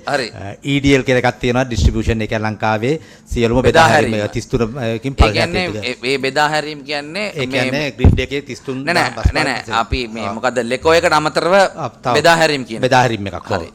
ඒක කරන්නේ පෙර පරිදි කස්ටමර්ස්ලාට විදුලි ලබා දීමේ කටයුත්ත. ඊට පස්සේ තව තියෙනවා ට්‍රාන්ස්මිෂන් නෙට්වර්ක් එකක්. ඒක NTSP කියලා ආයතනයක්. ඒකේ ඒ කම්පැනියෙන් වෙන්නේ ජෙනරේෂන් එකේ ඉඳලා අපි දක්වා ඩිස්ට්‍රිබියුෂන් දක්වා විදුලිය සම්ප්‍රේෂණය කරලා දෙන කටයුත්තේ. ඒ කියන්නේ සියලුම ජනනයන් ටික සම්ප්‍රේෂණය කිරීම මේගොල්ලෝ කරන්නේ. හරි. ඊට තව කම්පැනියක් තියෙනවා ඉලෙක්ට්‍රිසිටි ජෙනරේෂන් ලංකා කියලා. ඒ කට්ටිය කරන්නේ ලංකාවේ තියෙනම විදුලිය ජනනය කරන කර්තව්‍යය. ඒකට සියලුම පවර් ස්ටේෂන් ටික අහු වෙනවා. ඕකේ. ඊට අමතරව ඔය ටික ඔක්කොම එතකොට ඒකට පවර් ස්ටේෂන් කියලා කිව්වහම තව පොඩ්ඩක් ඒක විග්‍රහ කරලා පෙන්නන්න. ඒ කියන්නේ ජල විදුලිය නිෂ්පාදනය කරන පවර් ස්ටේෂන් විතරද? සියල්ලම. හරි. ඊට පස්සේ ඔය ටිකම තුනම ගවන් කරන්න NSO එක තියෙනවා. ඒ තුනම ගවන් කරන්න. ඔව් ඒක සහ මූල්‍ය පාලනය ඒ වගේ සිස්ටම් කන්ට්‍රෝල් එකයි සහ අනිකුත් කටයුතු වලට. ඒ කියන්නේ දැන් ඒ කම්පැනිය ඉතුරු තුනේ හෝල්ඩින් කම්පැනියක් වගේද තියෙන්නේ? නෑ. එහෙනම් අර පොඩ අපේ ගවන් කරන්න කියලා මේක පොඩ්ඩක් පැහැදිලි කරන්න. NSO එකේ ජාමතුමා ඉන්නවද සභාපතිතුමා? එහෙනම් අර තුමා ගවන් කරන කොහොමද මම ඒ හෝල්ඩින් කම්පැනියක්ද? නෑ එහෙම නෙවෙයි. ඔව් ඔබතුමා පැහැදිලි කරන්නේ මේ කම්පැනි කාර්යභාරය මොකද්ද කියලා? තමයි NSO එකේ සභාපති. ඇත්තටම එතන ගවන් කිරීමක් වෙන්නේ නැහැ. අපි අතමා මෙතන මේ කම්පැනි තුන අතරමැදිකරු හැටියට ඉන්නේ. කියන්නේ දැන් අපි ජනනීය සමාගමෙනුයි පුද්ගලිකාංශයෙනුයි විදුලිය මිලදී අරගෙන දැන් මේ විදුලි බල මණ්ඩලය සංකල්ප තිබිච්ච power purchase agreements වල කවුන්ටර් පාර්ටි නේද මම මෙහෙමන්නම්කෝ දැන් අර සමාගම් තුනට නිශ්චිත කාර්යභාරයන් තුනක් තියෙනවා. ඒ නිශ්චිත කාර්යභාරයන් තුල ඒ සමාගම් තුනට ලාභ ලැබීම හෝ අලාභ ලැබීමක් ඒක ඇතුළෙම තියෙන ඒ කාර්යභාරය ඇතුලේ. ඔබතුමන්ලාගේ කාර්යභාරය ෆන්ක්ෂන් වෙන්නේ කොහොමද සහ ඒ කාර්යභාරය තුල ඕගොල්ලන්ට වෙන මූල්‍ය වාසිය හෝ හානිය මොකක්ද කියලා පොඩ්ඩක් පැහැදිලි කරන්න. ඔව් අපේ කාර්යභාරය හැටියට ගත්තාම පනත හැටියට ප්‍රධාන වශයෙන් කාර්යභාරයන් තුනක් තියෙනවා. පළවෙනි එක තමයි විදුලි බල ජනන සහ සම්ප්‍රේෂණ සැලැස්ම හැදීම. ඒ කියන්නේ දීර්ඝකාලීන ජනන සහ මේ සම්ප්‍රේෂණ සැලැස්ම අවුරුදු දෙකෙන් දෙකට යාවත් කාලින කළා ඒක මේ සකස් කිරීමේ වගකීම අපිට තියෙනවා. ඊළඟ වගකීම තමයි මේ තත්කාලීන වශයෙන් විදුලි බල පද්ධතිය මෙහෙවීම. ඒ කියන්නේ රියල් ටයිම් පවර්ඩ් සිස්ටම් ඔපරේෂන් කියන කාර්යභාරය අපිට තියෙනවා. එතකොට අපේ විදුලි බල මණ්ඩලයේ තිබිච්ච ජාතික පද්ධති පාලන මධ්‍යස්ථානය අපේ නැෂනල් සිස්ටම් කන්ට්‍රෝල් සෙන්ටර් එක එන්නේ NSO එකට. එතකොට NSO එකෙන් තමයි මේ ජෙනරේෂන් ප්ලාන්ට්ස් වලට කොයි වෙලාවට කොයි ජෙනරේෂන් එක පවර් ප්ලාන්ට් එක සිස්ටම් එකට එන්න ඕනද කියන උපදෙස් දවස ගානේ මේ පැයෙන් පැයට විනාඩි 15න් 15ට උපදෙස් ලබා දෙන එකයි සම්ප්‍රේෂණ පද්ධතියේ ස්ටැබිලිටි එකයි ඒකේ ඉන්ටෙග්‍රිටි එකයි මේන්ටේන් කිරීමේ වගකීම තියෙනවා. ඊට අමතරව අර මම කලින් කියපු මේ සමාගම් අතර වෙන මුදල් හුමාරු කිරීම වලදී ඒකේ මේ සෙටල්මන්ට් එක ඒ කියන්නේ ජෙනරේෂන් සමාගමෙන් නොයි පුද්ගලිකංශයෙන්ුයි ගන්න විදුලිය මිලදී අරගෙන ඒවට කරන ගෙවීම් කරලා අපි ඒවට මේ එන්ටර්ලා තියෙන ඇග්‍රීමන්ට්ස් වලට අනුකූලව ඒ විදුලි බලය ඒ විදුලිය ඩිස්ට්‍රිබියුෂන් කම්පැනිස් වලට විකිණීමේ වගකීම අපිට තියෙන්නේ. එතකොට ඒ සඳහා අපි මේ ට්‍රාන්ස්මිෂන් සිස්ටම් කම්පැනි එකේ සම්ප්‍රේෂණ පද්ධතිය පාවිච්චි කරනවා විදුලිය ජෙනරේෂන් ප්ලාන්ට්ස් වල ඉඳන් අතෙන්ට ට්‍රාන්ස්මිට් කරන්න. අර මම මෙහෙම අහුවොත් ඔබතුමාලා මේ ශාස්ත්‍රීය විශේෂඥ විදියට මේ මට අපිට පැහැදිලි කිරීමක් කරන්න අපි අපේ කමිටුව ඉන්දියාවේ සංචාරයක් කරන අතර ඒ අය අපිව එක්කරන් ගියා මේ නැෂනල් මොකද්ද පවර් ස්ටේෂන් නේ මොකක් හරි මට කම්පැනි නම මතක නැහැ. ඒ කම්පැනි කාර්යභාරය තමයි ඉන්දියාවේ විදුලියෙන් 11%ක් මිලදී ගැනීම කරන්න වෙනමම කොටස් වෙළඳපොළක් හදලා තියෙනවා. එනර්ජි එක්ස්චේන්ජ් අන්න හරිද එනර්ජි එක්ස්චේන්ජ්. එතකොට ඒගොල්ලෝ ඒක පැය විනාඩි 15 කැලි 4කට කඩලා කොටස් 96කට වෙන් කරලා එක දවසක සිට මාස 3ක් දක්වා විදුලිය මිලදී ගැනීමේ ක්‍රමයක් ඒක තියෙනවා. මම ඒකෙන් දැක්ක ලොකුම දේ තමයි නාස්තිය කියන එක දූෂණය කියන එක 100%ක් එකෙන් නැති වෙනවා. ඒ සඳහා අඩුම මිලදී ගැනීමකුත් තියෙනවා. ඒකේ වාසිය පාරිභෝගිකයාටත් ලැබෙනවා. දැන් මට නිකන් හිතෙනවා ඔබතුමාගේ පැහැදිලි කිරීමත් එක්ක ඒ වගේ තැනකට යන්න පුළුවන් සමාගමක් වගේ තමයි මේ සමාගමේ කාර්යභාරය මට නිකන් දැනෙන්නේ අනාගතයේදී. ඔව් ඒක අනාගතයේදී එහෙම කරන්න තමයි අපිත් බලාපොරොත්තු. අපිට ඒ වගකීමත් මේ පනතින් දීලා තියෙනවා. ඒ කියන්නේ ජාතික විදුලි බල වෙළඳපොළ මේ ක්‍රියාත්මක කිරීමේ වගකීම අපිට තියෙන්නේ. අපි දැනට අපි ඒක කරන්නේ දීර්ඝකාලීන ගිවිසුම් මගින්. අපි ඔක්කොම power plants එක්ක අපි long term power purchase agreement sign කරලා තියෙනවා. දීර්ඝකාලීන විදුලි මිලදී ගැනීමේ ගිවිසුම්. ඒ ගිවිසුම් වලට අනුකූලව තමයි අපි දැනට විදුලි බලය මේ මිලදී ගන්නෙ. දැන් ඔය ඉන්දියාවේ තියෙන power exchange කියන එක ඒගොල්ලෝ merchant base එකේ තමයි ඒ කියන්නේ ඒවා එදිනෙදා ඒ හැම power plant එකක්ම ඔය කියන හැම සිස්ටම් එකකට දාලා ගන්නෙ. ඔව් ඒගොල්ලෝ හැම වෙලේටම කෝඩ් කරන්න ඕනේ. ඒගොල්ලෝ day ahead basis එකෙන් දවසකට කලින් දැන් අපි මෙහෙම හමුකෝ දැන් ඒක අනුව දැන් අපිට තේරිච්ච විදිය අපි වැරදි නම් නිවැරදි කරන්න. දැන් කවුරු හරි කියනවා මගේ විදුලි ඒකකයක් රුපියල් 9.50 කියලා උදාහරණයකට. එතකොට ඊළඟ එක්කෙනා කියනවා නෑ මම දෙන්නේ 9.40ට කියලා. එහෙම නැත්නම් තව එක්කෙනෙක් කියනවා මම දෙනවා 9.30ට කියලා. හැබැයි කිව්ව පමණින්ම ගන්නෙ නෑ. නමුත් එයාගේ හැකියාව තියෙනවද කියන එක සිස්ටම් එකේ තියෙන්න ඕනනේ. එතකොට ගිවිසුම් වලට යනවාට වඩා ඒ කියන්නේ මූලික ගිවිසුමක් ඇති එයාට ක්වොලිෆයි වෙන්න එපා ඒක ඇප්ලයි කරන්න. දැන් කස්ටමර් කෙනෙක් එක ඩිරෙක්ට් long term හරි short term හරි ගිවිසුමක් යන තැන දූෂණයක් වෙන්න ඉඩක් තියෙනවා. ඒතර මේකේ මම හිතන්නේ දූෂණය කියන එක තුරන් වෙනවා අවම මුදලට තමයි මේක යන්නේ හැකියාවන් මත. උපරිම මාස 3කට. එතකොට අවමයේ විනාඩි 15යි උපරිම මාස 3කට. එහෙම තරඟකාරී වෙළඳපොළක් හැදීමේ හැකියාවක් එකපාර මේව කරන්න බෑ. යම් අවුරුදු 2ක් හරි 3ක් හරි 5ක් හරි whatever the time period එකේ එහෙම සිස්ටම් එකක් අපිට ලංකාවට ගේන්න පුළුවන්ද? පුළුවන් එහෙම බැරි කමක් නැහැ. ඒකට අවශ්‍ය මූලික අවශ්‍යතා කීපයක් තියෙනවා. ඒ ටික සැපරුවට පස්සේ නිකන් දල වශයෙන් කෙටියෙන් කියන්න බලන්න එකක් තමයි අපේ දැන් අපේ දැනට තියෙන ඔක්කොම අපේ ජනන මේ යන්ත්‍රවලට ජනන මේ බලාගාරවලට අපි අවුරුදු 20 වගේ ඇග්‍රීමන්ට් සයින් කරලා තියෙනවා. එතකොට අපි මේ ඇග්‍රීමන්ට්ස් වලට අනුකූලව තමයි දැන් කරන්නේ. දැන් ඔයගේ වෙළඳපොළකට යනවා නම් අපි එහෙම දීර්ඝකාලීන සැලසුම් නැති කැපැසිටි එකක් අපේ සිස්ටම් එකේ තියෙන්න ඕනේ. මොකද දැන් හැමෝටම power purchase agreements තියෙනකොට ඒගොල්ලෝ ඒ agreement එකේ price එකට තමයි ඒගොල්ලෝ විකුණන්නේ. ඒ agreement එකේ price එක විකුණන්නේ අපිට single buyer හැටියට NSO එක තමයි ඒක ගන්නෙ. දැන් ඔය ඉන්දියාවේ ඒ single buyer model එක නෙමෙයි තියෙන්නේ. ඒ තියෙන්නේ multi buyer කියලා. එතකොට distribution company කීපයක් ගොඩාක් තියෙනවා. 60 ගාණක් තියෙනවා distribution company ඉන්දියාවේ. ඊට අමතරව මේ industrial consumers ලා කියන්නේ කර්මාන්ත ශාලා තියෙන අය තියෙනවා. ඒගොල්ලන්ගේ මේ අනිත් එක අර ඕපන් ඇක්සස් ඒ කියන්නේ විවෘත ප්‍රවේශය කියලා අපි ඇක්ට් එකේ දීලා තියෙනවා. ඒ කියන්නේ ලොකු කන්සියුමර්ස් ලටත් පුළුවන් මේ කෙලින්ම ඒගොල්ලන්ට ජනන සමාගම් දැන් ඒක තමයි දැන් මම අහන්නේ දැන් අපි දීර්ඝව පස්සේ දවසක සාකච්ඡාවක් දාලා කතා කරමු. දැන් මේ මාෆියා එක කඩනකනේ ඔබතුමන්ලාගේ වගකීම. දැන් අපි මේ කමිටු විදියට පක්ෂ විපක්ෂ ભેදයකින් තොරව අපි සහයෝගය දුන්න මේ විදුලි බල මණ්ඩලය අන්බන්ඩල් කරන කියන කාරණාට. අපි අපේ දේශපාලන ප්‍රතිපත්ති පැත්තක තියලා මේක රටට විය යුතු දෙයක් කියන අරමුණෙන් අපි ඒකට නේ අපි දීර්ඝව කතා කරා වෙනස්කම් සාකච්ඡා කෙරුවා එකඟ වෙන්න පුළුවන් ඒවට එකඟ වුණා බැරි වෙන්න එකඟ නොවෙන ඒවට එකඟ නොවුණා අපි මේ වුණා. ඉතින් ඒක කොච්චර අමාරු වුණත් අපි ඒක කෙරුවා. හරිද? ඉතින් ඒ නිසා ඒක රජයටත් ඒක කරන්න උවමනාවක් තිබ්බා. අපේ කමිටුවටත් ඒක සම්බන්ධව මේ විශාල උවමනාවක් තිබ්බා. දැන් ඔබතුමන්ලා දැන් ඒ අරමුණු ජයග්‍රහණය කරන්න නම් මේ මාෆියා එක කඩන්න අවශ්‍ය අමාරුයි. එකපාර බැරි වේවි. හරිද? නමුත් මේ මාෆියා එක කඩන්න මූලික පීවර මං හිතන්නේ පටන් ගන්න ඕන. දැන් අපි අර අවුරුදු 20 එග්‍රීමන්ට් කතා කර හිටියොත් මම මේ ඔබතුමාට දොස් කියනව නෙමෙයි. හරිද? අපි ඒක ගැන අවධානය යොමු කර හිටියොත් මේක මේ කවදාවත් කරන්න බැරි වෙනවා. ඉතින් අපි ඔබතුමාගෙන් ඉල්ලීමක් කරනවා සම්පූර්ණ සහයෝගය අපි ඒ සඳහා මේ දේශපාලන ભેදයකින් තොරව අපි ලබා දෙන්නම් ඒ වැඩේ ආරම්භ කරන්න. ඔව් අපි ඇත්තටම ඒක අපේ මේ සැලසුම් වල තියෙනවා. අපි ඒක පටන් ගන්න අදහස් කරනවා. ඒකට ඉතින් අපිට අවුරුදු කීපයක කාලයක් අවශ්‍ය වෙනවා. යයි ඒක හරි. ඒක අපිට තේරෙනවා. ඉතින් ඒ පිළිබඳව අපි පසුව දීර්ඝව මේ විස්තර කතා කරමු. අර මේ අලුතෙන් සෝලර් ෆාම් ප්‍රොජෙක්ට් එනවනේ. ඒතර ඒවා ගන්නේ ඒ දීර්ඝකාල බදුපදන වෙනද මේ කොහොමද ඒ ගන්නේ? ඔව් දැනට සෝලර් ප්ලාන්ට්ස් උත් තරම් තියෙන්නේ අවුරුදු 20ක ඉස්සරහට තියෙනවා. දැන් මෙතන මෙහෙම ප්‍රශ්නයක් තියෙනවා මන්ත්‍රීතුමා. ඒ කියන්නේ දැන් අපි කෙනෙක් අපි ඉන්වෙස්ට් කරන්න එපා නෑ අපි ඒ කාරණේට ඊළඟට එනවා. මොකද එක එක කම්පැනි සම්බන්ධව වෙන වෙනම කතා කරන්න තියෙනවනේ. එතනදී අපි ඒකට යන්. මට එක ප්‍රශ්නයකට ඔබතුමාගෙන් උත්තරයක් ඕනේ. දැන් ඔබතුමාගේ දැන් ආයතනයේ සේවකයෝ ඉන්න වැඩ කරනවා. ඒගොල්ලන් දැන් ඔයගොල්ලන්ට ආදායමක් යන ක්‍රමයක් පේන්නේ නැනේ මේකෙන්. හරිද? ඒතර පඩිනැඩි ගැවීම පුනරාවර්තන වියදම් කොහොමද වෙන්නේ? දැන් අපි සමාගම් 4කම තියෙනවා PUCSL එකෙන් අප්‍රූව් කරන allowed revenue කියලා එකක්. අනුමත කරපු මේ අපිට ආදායමක් ඒගොල්ලෝ දෙනවා. කවුද ගෙවන්නේ? PUCSL එකෙන් තමයි ඒක අනුමත කරන්නේ. ඔව් හරි. ගෙවන්නේ කවුද?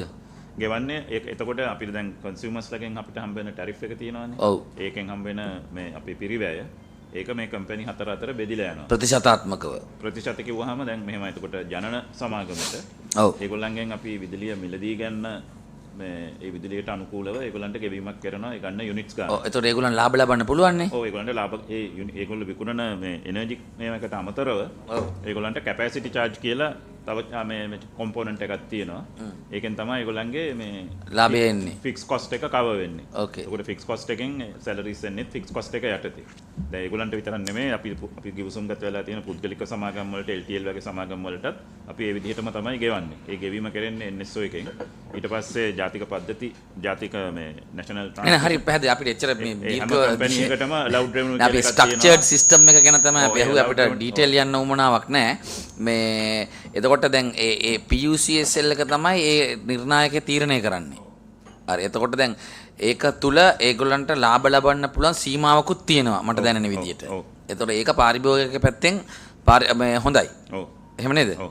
හරි. එතකොට දැන් අපිට ඔබතුමාගේ සමාගම සම්බන්ධව පැහැදිලි. ඊටු සමාගම් 4 සභාපති හරි CEO හරි ඉන්නවනම් ඒ සමාගම් වල කාර්යභාරය පොඩ්ඩක් විග්‍රහ කරන්න අපිට. මම සභාපති බෙදාහැරීම් සමාගම. ඇත්තටම හිතන්නේ අපේ විදුලි මණ්ඩලයට හිටපු සේවකයන් වැඩි කොටසක් ලැබිලා ඉන්නේ මගේ සමාගම. මොකද දැනට එකට 14900ක් විතර ඔබතුමාට ඒත් ලොකු වැඩි. ඔව් ලංකාවේ බෙදාහැරීම් අංශ 4ම මේක යට තමයි කියන්නේ කලින් ඩිස්ට්‍රිබියුෂන් 1 2 3 4 කියලා තිබිච්ච 4ම මේ බෙදාහැරීම් සමාගමකට තමයි ඇවිල්ලා තියෙන්නේ. ඒවා තියෙන පද්ධති කියන්නේ ඒක පාලනය කිරීම සහ ඒවා තියෙන සියලුම කටයුතු කලින් විදුලි මණ්ඩලයෙන් කරන කාර්යයන් මේ සමාගමට තමයි පැවිදිලා තියෙන්නේ. ඒතර කිව්වා වගේ අපේ සාමාන්‍ය මාසෙකට බිලියන් 40ක 45ක කන්සියුමර්ස් ලඟ අපි එකතුවක් ලැබෙන මුදල්ලින් බිලියන් 40 45ක අතර ප්‍රමාණයක් අපිට allowed revenue එක දීලා තියෙන අවුරුද්දකට 90 බිලියන් විතර. ඒ කියන්නේ අපි ඒක 12න් බෙදලා තමයි මාසෙකට ලැබෙන්නේ. මේ ප්‍රමාණය තියාගෙන අපි සම්පූර්ණ ඉතිරි මුදල NSO එකට ලබා දෙන්න බැඳිලා ඉන්නවා. අපි කියන්නේ කලෙක්ෂන් එක හරියට කරගෙන ඒක ඒතර NSO එකට NSO ඉන්වොයිස් එකක් ලැබෙන අපිට මාසිකව ඒක සතිපතා ගෙවීමක් තමයි දැන් අපි කරන්නේ. හැම සතියෙම ෆ්‍රයිඩේ අපි මුදල යවන්න ඕනේ NSO එකට. අපි ඒක තමයි මුදල් පරිහරණය කිරීම. අනිකුත් සේවා සැපීම විදුලි මණ්ඩලයේ පැවතිච්ච ඔබතුමාලගේ ආයතනය දැන් පිටුවෙන් පස්සේ මේ මුදල් වර්ෂය සඳහා ෆයිනෑන්ෂියල් ප්ලෑන් එකක් එහෙම හදලා තියෙනවද? ඔව් ඇත්තටම විදුලි මණ්ඩලයේ බජට් එක හදලා තිබ්බේ ඇත්තටම ගිය අවුරුද්දේ මේ විදුලි මණ්ඩලය තමයි බජට් එක බෙදලා තියෙනවා. එහෙමද? ඒක මම හිතන අපේ CFO පැහැදිලි කරා. ඔව් ඇත්තටම අපි විදුලි බල මණ්ඩලයේ තනි ඒකකයක් හැටියට තියෙද්දි අපේ ස්ටැටියුටරි රික්වයර්මන්ට්ස් අනුව අපි ගිය අවුරුද්දේ 2025 වර්ෂයේ නොවැම්බර් මාසයේ වෙද්දී සමස්ත විදුලි බල මණ්ඩලයේ තනි ඒකකයක් හැටියට බජට් එකක් හදලා අනුමැතිය ගත්තා. ඊට පස්සේ දැන් මෙතන අපොයින්ටඩ් ඩේට් එක මාර්තු 9 වෙනිදා ආවට පස්සේ කම්පැනි පිහිටෙව්වා පස්සේ අපි තනි ඒකකයක් හැටියට හදපු බජට් එක කම්පැනිස් අතර බෙදාහැරීම කරා. ඒක පැහැදිලි හඳුනා ගැනීම හැකියාව තියෙනවා. කොස්සෙන්ට පැහැදිලි වෙන්කිරීමක් තියෙනවා. ඒතර වෙන්කිරීමේ බේස් එක පැහැදිලි. ඒක නිසා අපි ඒ වෙන්කිරීම කරා. ඊට අමතරව ඒකට PUCSL එකේ මැදිහත්වීමක් තිබ්බද? PUCSL එකේ මැදිහත්වීමක් නැහැ. ඒක ඇත්තටම ස්ටැටියුටරි බජට් එක කිව්වේ ඒකයි. ඒක අපි දැන් විදුලි බල මණ්ඩලයේ තිබිච්ච එක කඩනකොට ඒ ප්‍රතිශතයන් ගන්න වේට් ගේනින් එක කරන්න ඕනනේ. ඒ කඩන ඒ කියන්නේ දැන් සමත්යක් හැටියට CB එකේ තිබිච්ච සමත්ත ක්‍රියාවලිය ඔපරේෂන්ස් ඔක්කොම බේස් කරලා තමයි වාර්ෂික අයවැය ඇස්තමේතු සකස් කරන්නේ. එතකොට ඒක නෙමෙයි. ඒ තිබිච්ච එක දැන් 4ට කඩලා තියෙනවනේ. ඒක එතකොට එක එක ප්‍රතිශත වලින් කඩන්නේ. ප්‍රතිශත නෙමේ මම ඒක කොස් සෙන්ටර්ස් වලට අදාළ වියදම් ඒ කියන්නේ ප්‍රාග්ධන වියදම් පුනරාවර්තන වියදම් වෙන වෙනම හඳුනාගෙන කොස් සෙන්ටර්ස් අනුව වෙන වෙනම ලෝඩ් වෙලා තියෙනවා. ඒතර ඒ වෙන් කිරීම පැහැදිලි. ඒතර PUCSL එකට වෙනම ටැරිෆ් ෆයිලින් තමයි ක්වාටර්ලි බේසිස් දැනට යන්නේ CB එකට. නෑ මම අහන්නේ ඔබතුමාට තේරුන්නේ නැහැ. ඔබතුමා කියන එක මට තේරෙනවා. මේක හරි 4ට 125 ගානේ කඩන්න බෑ. ඒ එක කොස් සෙන්ටර්ස් වෙන වෙනම තියෙනවා. එතකොට ඒ කොස් සෙන්ටර්ස් වලට අදාළ විදියට ඒක ඒකට වේට් එකක් ඇඩ් කරලා කඩන්නේ. ඒතර ඒ කරපු ක්‍රමවේදය හරිද කියලා ඕවර්ලුක් කරේ කවුද කියන එකයි මම අහන්න යන්නේ. එතුමා මෙහෙම පබ්ලික් කමිෂන් එකෙන් ලයිසන් 6ක් විදුලි මණ්ඩලෙට දීලා තිබ්බා. ඩිස්ට්‍රිබියුෂන් ඩිවිෂන් 4යි ජෙනරේෂන් එකට එකයි ට්‍රාන්ස්මිෂන් ලයිසන් 6ක් තිබුණා. ඒ ලයිසන් 6 තියෙන්නේ PUCSL එකේ යන විදිහ තමයි allowed revenue වෙන් කරේ. ඔගේ ඩිස්ට්‍රිබියුෂන් ලයිසන් 4ම EDL එකට. ඒතර EDL එකේ තියෙන වෙන්වීම පැහැදිලි ලයිසන් 4 අදාළ. නෑ මට ඒක මම ඒක නෙමෙයි අහන්නේ. දැන් අපිට PUCSL එක මේක කරන්න ඕන කියලා නෙමෙයි මම කියන්නේ. මම උදාහරණයකට PUCSL කියලා somebody has to overlook it whether it is correct or not. ගරු සභාපතිතුමා ඒකේ තිබුණා මේ preliminary transfer plan එක. ප්‍රිලිමිනරි ට්‍රාන්ස්ෆර් ප්ලෑන් එකට අනුව තමයි ඔය සියලුම දේවල් වෙන් කරේ. ඒකේ තමයි තිබුණේ කොස් සෙන්ටර්ස් ටිකත්. ඒතකොට ඒ වෙන් කරනකොට අර තිබුණ බජට් එකත් ඒ ලයින් අයිටම්ස් වලින් වෙන් වුණා ගරු සභාපති. හරි පැහැදිලි. දැන් මට මේ උත්තරේ ලැබුණා. මම ඊටාම කෙටියක කවුද ඕලුක් කරේ මේක හරිද වැරදිද කියලා කියන්නේ. ඕගොල්ලෝ ඒක කරාට කවුරු හරි බලන්න ඕන කියන එකනේ කිව්වේ. ඉතින් ඒක බැලුවා කිව්වා. හරි අපි ඒ කෑල්ලේ අපි එලිලා යන්න ඕනේ. ඒක අපේ කාර්යභාරයක් නෙමෙයි.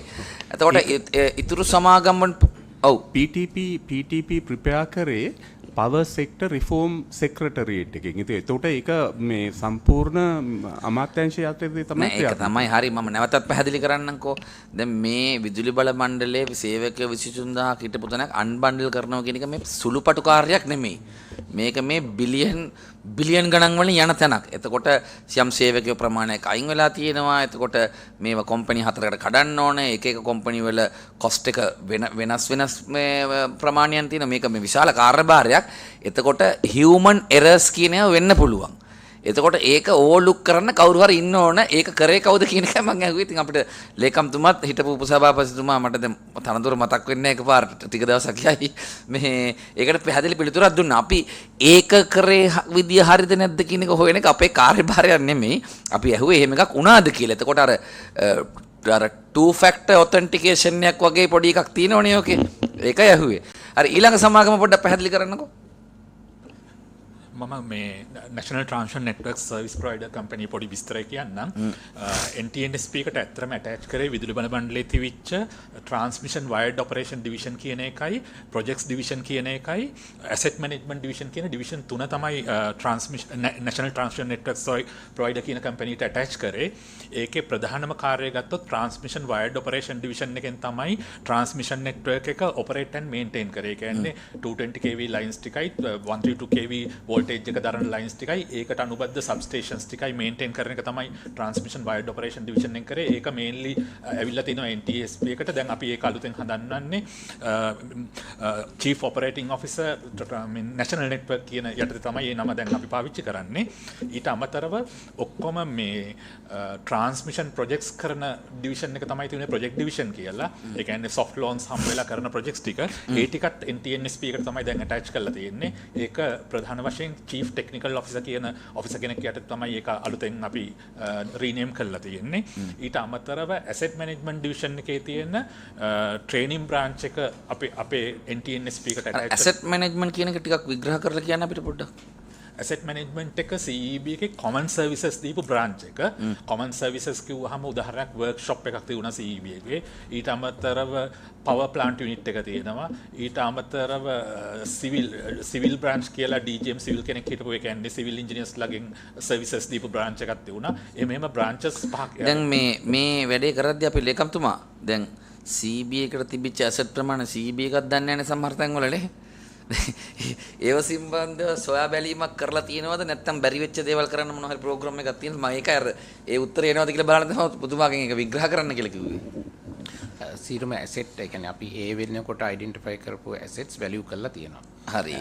හැබැයි සමහර ඔබතුමා කිව්වාගේ මොන හරි මග ඇරීමක් වෙන්න පුළුවන්. එතකොට ඒකට අපේ ඇක්ට් එක අනුව තියෙනවා ෆයිනල් ට්‍රාන්ස්ෆර් ප්ලෑන් එක. ඒ කියන්නේ දැන් ගිය අවුරුද්ද අපි අපොයින්ටඩ් ඩේට් එකේ ඉඳන් අවුරුද්දක් ඇතුළත ඒ ටික කම්ප්ලීට් කරන්න ඕන. ඒ කියන්නේ සමහරලාට සමහර ලෑන්ඩ් එකක් තියෙන්න පුළුවන් අපිට CB එක පාවිච්චි කරා. නමුත් CB එකට අයිතිය අරගෙන නැහැ. ඕකේ. නමුත් ඒ වාගේ ඒවා අපිට ට්‍රාන්ස්ෆර් කරන්න බැරි වුණා මේ කම්පැනි එකට. මොකද ඒතර CB එකටත් අයිතිය නැහැනේ. ඒතර දැන් අන්න ඒ වාගේ ප්‍රශ්න ටික අපි විසඳන්න. ඒක හොයලා බලන්නේ ඒක PSR එකෙන් හොයලා බලනවා. හරි. බොහොම ස්තුතියි ඒක. අරබතුමාගේ එතකොට දැන් අපි දැන් ඇසට් මැනේජ්මන්ට් කිව්වනේ. එතකොට දැන් ඔය ඉඩම් දේපල ඒවා අයිති වෙන්නේ නැද්ද ඒකට? නෑ කොටසක්. ඒක නැතුව. කොටසක් ඔක්කොම අයිති වෙන්නේ. එමුණුත් මාර ප්‍රශ්නයක් ආයිවත් වෙනවා මේක හතරට කඩලා ඉවරලා. හරි තුන්වෙනි කම්පැනි එක පැහැදිලි කරන්න. ලාස්ට් එක. sorry last company. Generation company. අපේ ඔක්කොම පවර් ප්ලාන්ට් 29ක් තියෙනවා. ඒක ජෙනරේෂන් කම්පැනි එකේ තියෙන්නේ 4500 මෙගාවොට්ස් තියෙනවා අපේ ජෙනරේෂන් කැපැසිටි එක. අපිට නිලධාරීන් ඔක්කොම ඉන්නවා 2600ක් විතර.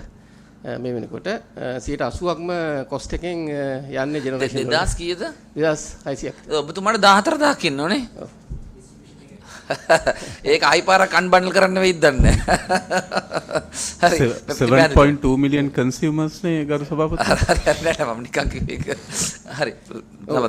එතකොට 80%ක් කොස්ට් එක ජෙනරේෂන් කොස්ට් එක තියෙන්නේ මේ ෆුවල් වලට තමයි වැඩි හරියක් යන්නේ. ඒතර අපි සබ්සිඩි ඒකේ පොඩක් ඔබතුමා මහාචාර්යවරයෙක් නිසා ඇඟේ දැනුම තියෙන කියලා අපි දන්නවා. අපිට ඒ රේෂියෝ එක පොඩ්ඩක් වෙන් කරලා කියන්න පුළුවන්ද? ඒ කියන්නේ සාමාන්‍යයෙන් කොච්චරක් හයිඩ්‍රෝ කොච්චරක් මේ ෆුවල් එහෙම එකක් කියන්න පුළුවන්ද? ඔව් දැන් තර්මල් පවර් ප්ලාන්ට් මම කියන්නේ ඒක මේගොල්ලෝ ඩිස්පැච් කරන ඕඩර් එකක් තියෙනවා. ඒ විදිහට තමයි ඩිස්පැච් කරන්නේ. දල වශයෙන් අපි කැපැසිටි ගත්තොත් අපේ 1 ගිගාවොට් වලට වඩා තියෙනවා මේ තර්මල්. ඕකේ. අතර 300යි ඔව් ඒතු ටික මේ හයිඩ්‍රෝ ටික තර්මල් එකේ බෙදෙන ආකාරය පිළිබඳව යමක් තියෙනවද? තර්මල් ඔව් ඒකේ මේ ඒක කැඩෙනවනේ කොටස් කීපයකට 1.5 ඔව් 1 ගිගා 900 මෙගාවොට් තියෙනවනේ අපේ කෝල් එක. අනිත් එකේ තියෙනවා 150 160 දෙකක් තියෙනවා කම්බයින් සයිකල්ස්. ඊට පස්සේ අතර තියෙනවා එතනත් 112ක් තියෙනවා ඩීසල් පවර් ප්ලාන්ට්ස්. එතකොට මෙන්න මෙතනට තමයි අපිට දැන් අපිට ලෙකෝ එක පැහැදිලි ඒගොල්ලෝ කරන ඩිස්ට්‍රිබියුෂන් පාර්ට් එක ගන්නනේ. එතකොට මෙතනට තමයි LTL එක සම්බන්ධ වෙන්නේ. මේ විෂයට හරිද? ඒගොල්ලෝ LTL එක කරන්නේත් මේ විදුලිය උත්පාදනය කරන්නේ. එතකොට ඒගොල්ලෝ දැන් විදුලි බල මණ්ඩලයේ ෂෙයාර්ස් වගේක් තිබ්බනේ LTL එකේ ඇතුළේ. ඒ ෂෙයාර්ස් වල හිමිකාරීත්වයේ විදුලි බල මණ්ඩලයේ කොටස් දැන් අයිති කාටද?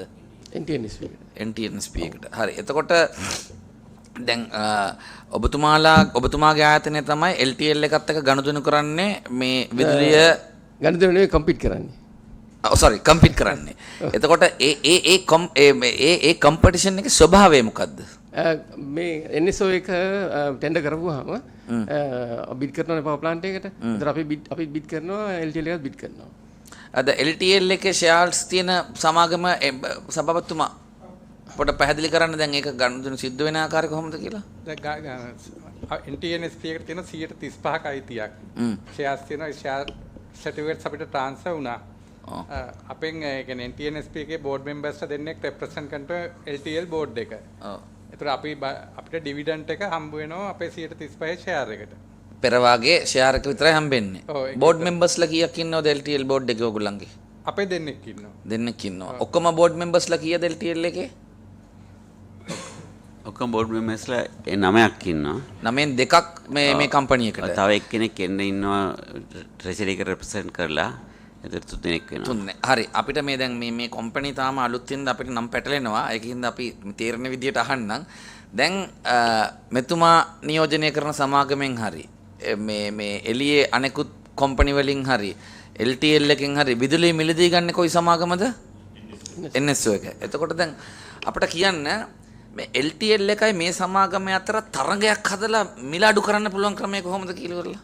දැන් මෙහෙමයි දැන් ඇත්තටම අපිට මේ තරඟකාරීත්වය විදි දෙකකට කරන්න පුළුවන්. අපි ඔක ඉංග්‍රීසියෙන් කියනවා නම් competition for market කියලායි competition in market. Yes. එතකොට දැන් මෙතන තියෙන්නේ ඇත්තටම competition for market කියන concept එක තමයි අපේ ලංකාවේ තියෙන්නේ. ඒ කියන්නේ market එකට enter වෙන තැනදී අතුල් වෙන තැනදී තමයි තරඟය තියෙන්නේ. එතකොට අපි ටෙන්ඩර් එකක් දැම්මහම අපි දාන්නේ දැනට අපි විදුලි බල මණ්ඩලයෙන් කළෙත් ඒ විදිහට අපිට අපි අර ඉන්දියාවේ තියෙන වගේ මාකට් එකක් හදාගන්න කනොත් අපිට ඒ විදිහට තමයි යන්න වෙන්නේ. එතකොට අපි ටෙන්ඩර් එකක් දාන්නේ දීර්ඝකාලීන ගිවිසුමකට එන්න කියලා. දැන් අපි මේ පහුගිය කාලෙත් අපි අර වින් පවර් ප්ලාන්ට්ස් වලට එහෙම ටෙන්ඩර් කළා. එතකොට LTL එක මේ සමාගම තව තියෙන පුද්ගලික සමාගම් වලට ඔක්කොටම අපිට මේ බිඩ් කරන්න පුළුවන් ඒගොල්ලෝ මොන මුදලටද අපිට විදුලිය විකුණන්නේ කියලා. ඒක මත අපි දීර්ඝකාලීන සැලසුමකට දැන් ඔබතුමාට ලොකු කාර්යභාරයක් තියෙනවා. අපි ඉස්සරහට ගොඩක් ගනුදෙනු කරමු ඔබතුමාගේ සමාගමත් එක්ක මේ පාර්ලිමේන්තුව හැටියට. මොකද විශාල කාර්යභාරයක් තියෙනවා. දැන් අපිට දැන් මේ සමාගම් හතරේ කාර්යභාරය යම් මට්ටමකට අපිට ඔක්කොම තේරුණා කියලා කියන්නේ නැහැ. හරිද? මේක තේරුම් ගන්න තව ටික දවසක් ගියාවි. අරමුණු අපි මේ පනත වෙනස් කරද්දී ඕන වෙච්ච අරමුණු වල මූලිකාංග ටික බෙදිලා ගිහිල්ලා තියෙනවා කියලා අපිට දැනෙනවා. හරිද? නමුත් මේක සම්බන්ධව තව මං හිතන්නේ අපිට ස්ථිර සාර අවබෝධයක් ගන්න පුළුවන් දැන් ලබන අවුරුද්දට අදාළ මේ ඇනුවල් ප්ලෑන් එක හැදෙනකොට නේ ලේකම්තුමා මම වැරදි නම් නිවැරදි කරන්න. එතකොට අපිට මේ එක එක ප්ලෑන්ස් එක දැන් තියෙන විදුලි බල මණ්ඩලයට හදපු එක වේට් එකක් කරලා ඒක බෙදලා තියෙනවා. එතකොට තම තමන්ගේ සමාගමට ඉන්ඩිවිජුවල් ප්ලෑන් එකක් හදන්න වෙන්නේ එන අවුරුද්දටනේ. කොයි කාලේ වගේද වෙනකොට ඕක හදනවද? මම මේ හතරටම අහන්නේ. ඒ ප්ලෑන් එක හැදීමේ වගකීම NSO එකට තියෙන්නේ. ඕකේ. එතකොට අපි ඒක සැප්තැම්බර් වලදී හදලා අපි ඒක PUCSL එකට මේ සබ්මිට් කරන්න තියෙනවා. හරි. ඊට පස්සේ PUCSL එක ඒක රිවිව් කරලා ඒගොල්ලෝ මේ අර පබ්ලික් කන්සල්ටේෂන් කරලා ඒවත් අපි ඒ තියෙන එකෙන් හම්බ වෙන මේවත් අරගෙන අපිට කැබිනට් එකෙන් තමයි බජට් හදන්නේ කවුද එතකොට? බජට් එක සමාගම් වෙන වෙනම තමන්ගේ බජට් එක හදා ගන්න ඕනේ. ප්ලෑන් එක හදන්නේ අර අවුරුදු 20 ප්ලෑන් එක අර CB එක ඉස්සර හැදුව නෑ දැන් ඒක හරිය නෑ. දැන් මේ සමාගම් හතර හැදීමේ අරමුණ ඒවා අනන්‍ය වූ ස්වාධීනත්වයක් තියෙන්න ඕනනේ ඒගොල්ලන්ට. එතකොට ඒගොල්ලන්ව පොඩ්ඩක් හිර කරලා තියෙනවද එහෙම ස්වාධීනත්වය දෙන්න නැතුව? ලේකම් අපිට පැහැදිලි කරන එක. සබඳනේ ඒක මේ කිව්වේ long term generation plan එක transmission plan කියන කතාව. ඒ කියන්නේ ඒක NSO එකෙන් හදනවා. හදලා යාලා තමයි publish කරන්නේ. ඒ කියන්නේ අපි මොන වෙලාවටද අපි tender එක දාන්නේ. ඒතකොට transmission line එකක් ගන්නවා නම් ඒක tender එක දාන්නේ. ඒ කතාව තමයි මේ සැප්තැම්බර් වෙනකොට ඔය මේ විදිහට PUCSL එකත් එක්ක හදලා කරන්නේ. නමුත් සභාපතිතුමා කියපු විදිහට ඒක ඇතුලේ එයාලගේ කොහොමද බිස්නස් ප්ලෑන් එක වෙන්න ඕනේ කියන එක එයාලා ඇත්තටම වෙන ප්ලෑන් එකක් හදන්න ඕනේ. ඒ කියන්නේ එයාලා බිඩ් කරන්නේ කොහොමද? එයාලා NSO එකට බිඩ් කරනවද? එහෙම නැත්නම් ලංකාවෙන් එළියට ගිහිල්ලා ඉන්ටර්නැෂනල් මාකට් එකේ බිස්නස් කරනවද? ඒ මේ මොඩල් එක එයාලට නිදහස තියෙනවා. අපි මෙහෙම කරමුද? දැන් මේක මේ බරපතල කාරණාවක් මේක එක දවසකින් ඉවර කරන්න පුළුවන් එකක් නෙමෙයි. ලේකම්තුමා විදියට ඔබතුමා අපිට දෙන්න මේ සමාගම් හතර නම කාර්යභාරය අධ්‍යක්ෂ මණ්ඩලය හරිද? ඒ කියන්නේ කම්පැනි වල ස්කෝප් එක දෙන්න. හරිද? ඊළඟට මේ කම්පැනි වලට අයිති දීපල තියෙනවනේ. දීපල වල මම ඒකේ වත්කම් වල මේ මිල මුදල් වලින් දාන්න කියලා කියන්නේ නැහැ. නමුත් අපිට ඒ සම්බන්ධව අදහසක් දෙන්න. හරිද? ඊට පස්සේ දැන් ඕකේ තියෙන්න පුළුවන් තව එකක් තියෙනවා මේ ඒ සමාගම් වල සේවක සංඛ්‍යාව. දැන් මෙතුමාගේ 2000 ගාන, යතුමාගේ 14000 ගාන. ඒ ටික දුන්නහම සහ තව මෙතන නොකිය වෙච්ච තව ඩීටේල් තියෙන්න පුළුවන් සුදුසුයි කියලා හිතන ඒ ටික දැනට ඩීටේල්ම ගොඩාක්ම ඩීටේල් යන්න බැරි වෙයි. නමුත් දල වශයෙන් අපිට අදහසක් ගන්න පුළුවන්. ඒ ඩීටේල් ටික දුන්නොත් අපිට කොච්චර කල් යයිද ඒකට? දෙකක් තුමා මාස දෙකක් දැනට මෙයාලගේ මේ කොහොමද නිව් අලුත් ප්ලෑන් එක මොකද්ද ඒ වගේ කියන ඒවා ගන්න යම් කිසි කාලයක් එච්චර ඩීටේල් යන්න ගියොත් එහෙම මේ අපිට ඉන්න වෙනව නිසා හෙන්න නෑ. අපි එච්චර බලාපොරොත්තු වෙන්නේ නැත්නම් එහෙම පුෂ් කරන්නෙත් නෑ. නෑ දැන් අපිට දැන් මේ විදුලි බලය කියන එක මේ ලංකාවේ පාරිභෝගිකයන් ජනතාවගෙන් මම හිතන්නේ 80%කට වැඩිය පාරිභෝගිකයෝ නේ. 100% ඔය ජනතාවගෙන් මං කිව්වේ ඒතර ළමයි පාරිභෝගික වෙන්නේ නැහැ නේ. හරිද? එතකොට දැන් මේක මේ හැම කෙනාටම ඒ කියන්නේ ගොවියාගේ කම්කරුවෙක් ඉඳලා විශාල ප්‍රාග්ධනයකට උරුමකම් කියන කෙනා දක්වාම බලපානවා. ඒ නිසා අපිට මේ ආංශික අධීක්ෂණ කාරක සභාවේ විදියට මේක සම්බන්ධව නිතර ගනුදෙනු කරන්න වේවි. දැන් ලබන ඔක්තෝබර් මාසයේ හදන්න තියෙන එක අපි මේ වෙලාවේ ඉල්ලන්නේ නැහැ. දැනට හදලා තියෙන එක පොඩ්ඩක් බ්‍රෂ් අප් කරලා අපිට මාසයක් දෙකක් ඇතුළත මේ දෙන්න ඊට පස්සේ අපි පොඩි මූලික සාකච්ඡාවක් දාගමු. මොකද අපේ ඉලක්කය මම හිතනවා දැන් සමාජික මන්ත්‍රීවරු එකඟ නම් කියන්න එකඟයි කියලා නැත්නම් එකඟ නැහැ කියලා කියන්න තරඟකාරී විදුලි වෙළඳ පොලක් කරා ඔයගොල්ලන්ව තල්ලු කරලා පාරිභෝගිකයාට වාසිය ලබා දීම තමයි අපේ අරමුණ වෙන්නේ. අපි යම් ඉගෙන ගැනීමක් කරත් ඒක සම්බන්ධවනේ. දැන් තියෙන ජෙනරේෂන් කොස්ට් එකනේ 80ක් තියෙන. ඕක අඩු කරන්න බෑ. බිල අඩු කරන්නේ. ඔව්. ඉතින් ඒක නිසා අපි සමීපව මේක අධ්‍යයනය කරන්නත් ඔබතුමන්ලා එක්ක සාකච්ඡා කරන්නත් ඉදිරි කාලේ බලාපොරොත්තු වෙනවා. දැන් මට නම් ඇත්තටම අර ඉන්දියාවේ අර මොකද පවර් එක්ස්චේන්ජ් එකට ගියයින් පස්සේ ඒක සෑහෙන ඔළුවේ දුවනවා. හරිද? අංකෝම කියන්න ඕන ෆස්ට් ටයිම් එහෙම වෙනම ස්ටොක් මාකට් එකක් තියෙනවා කියලා ඉවරලා මම දැනගත්තේ එදා. හරිද? ඒක ඒ තව පාරක් මේ ඒක ඩීටේල් අධ්‍යයනය කරන්න පුළුවන් නම් ඒකත් හොඳයි. අපි දැන් ඒගොල්ලෝගෙන් ඉල්ලලා තියෙනවා අපිට එවන්න කියලා. ඒක ආවද? සානාපති කාර්යාලයට කියලා ගෙන්න ගන්න එක. හරිද? ඒක අධ්‍යයනය කරලා ඒකේ තියෙන කරුණු සම්බන්ධව ඔබතුමන්ලා එක්ක වාද විවාද කරන්නත් අපි බලාපොරොත්තු වෙනවා. මොකද ඔබතුමන්ලා විශේෂඥයෝ අපි මහජන නියෝජිතයෝ. එතකොට මේ දෙක අතරමැද තැනකට එන්න එපා. ඉතින් ඒ සම්බන්ධව අපි ඉදිරියේදී සාකච්ඡා කරනවා. ලේකම්තුමා අපිට දෙන්න. දැන් මෙතන තමයි LTL එකට රජයේ හිමිකාරීත්වයේ තියෙන 35%ක්. හරිද? එතකොට දැන් LTL එකේ වර්තමාන කාර්යභාරය පොඩ්ඩක් පැහැදිලි කරන්න අපිට. ගසවතුමා LTL එක කම්පැනි ස්ට්‍රක්චර් එක නෙමෙයි ඔපරේෂන් එක අපි අහන්නේ. LTL එක මූලික වශයෙන් ව්‍යාපාර හතරක් කරගෙන යනවා. එක ව්‍යාපාරයක් තමයි මැනුෆැක්චරින් සෙක්ටර් එක. ඒක හරහා අපි ට්‍රාන්ස්ෆෝමර් නිෂ්පාදනය කරන එකයි ඉලෙක්ට්‍රිකල් ස්විච් එක නිෂ්පාදනය කරන එකයි කරගෙන යනවා. ලංකාවේ ට්‍රාන්ස්ෆෝමර් මැනුෆැක්චරින් ප්ලාන්ට් එකක් තියෙන විට අමතරව ටැන්සානියා වල සහ ඉන්දියාවේ ඉලෙක්ට්‍රිකල් ස්විච් ගේ මැනුෆැක්චරින් ප්ලාන්ට් එකක් තියෙනවා. ඒ මැනුෆැක්චරින් එදා අපිට ඒක පෙන්වන්නේ ඔක්කොම. ඔව්. කලින් දවසේ මීටිමේ. ඔව්. අපේ ව්‍යාපාරයේ ප්‍රධාන කොටසක් ගන්න විදුලි ජනනය කතා කරා වගේ. ඒ මගින් ලංකාවේ විදුලි බලාගාර සහ බංග්ලාදේශ වල නේපාල් වල විදුලි බලාගාර තියෙනවා. ඒ බලාගාර වලින් විදුලි බල මණ්ඩලයත් එක්ක ගිවිසගෙන තියෙනවා දීර්ඝ කාලීන ගිවිසුම්. ඒ වගේම බංග්ලාදේශ විදුලි බල මණ්ඩලයත් එක්කත් දීර්ඝ කාලීන ගිවිසුම් තියෙනවා. නේපාලයත් එක්ක දීර්ඝ කාලීන ගිවිසුම් තියෙනවා. තව පොඩි බලාගාර දෙකක් තියෙනවා ඉන්දියාවේ. ඒවා සූර්ය බලාගාර දෙකක්. ඒකත් එක්ක ගිවිසුම් තියෙනවා දීර්ඝ කාලීන ගිවිසුම් තියෙනවා. ඒවා ප්‍රමාණයක වශයෙන් ගත්තාම පොඩි. විනාඩියක් දෙන්න. දැන් පිට රටවල් වලින් එන ආදායම් වලින් රජයේ කොටස්කාරීත්වයට ඔබතුමන්ලා ඩිවිඩන්ස් දෙන්නේ රුපියල් වලින්ද ඩොලර් වලින්ද?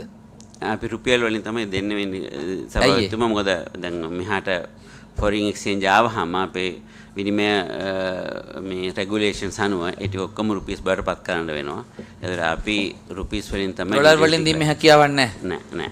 හරි නෑ අපි නෑ දැන් ඒකෙන් මම උත්සාහ කරේ අහන්න එක විදියකින් යම්කිසි ඩොලර් ආදායමක් මේ විදුලි බල ක්ෂේත්‍රයෙන් ලංකාවේ රජයට දෙනවනේ. ඩිනොමිනේටර් ඩොලර් ආදායම කියන්නේ දැන් ඔබතුමන්ලාගේ ඩොලර් එක සංචිතයට යන්නේ. ඔව්. සංචිතය කියන්නේ මහා බැංකු සංචිතයට යන්නේ. හරිද? එතකොට මහා බැංකු සංචිතයට ඩොලර් කන්ට්‍රිබියුෂන් එකට ඔබතුමාලාගේ සමාගමේ කොටස් හිමිකාරීත්වයේ දරන රාජ්‍ය ආයතනයේ ඩොලර් කන්ට්‍රිබියුෂන් එකක් තියෙනවා කියන එකයි මට මතු කරගන්න ඕන වෙච්ච කාරණේ. හරි. ඉස්සරහට යන්න. ඒ අපේ බලාගාර මේ අංශය අනිත් පැත්තෙන් තියෙන ඉංජිනේරු සර්විස් and ඔපරේෂන් මේන්ටනන්ස් කියන එක. ඒක ඇත්තටම අපි කරන්නේ සවතුමා මේ බලාගාර නඩත්තු කිරීම සහ බලාගාර ඉදි කිරීම.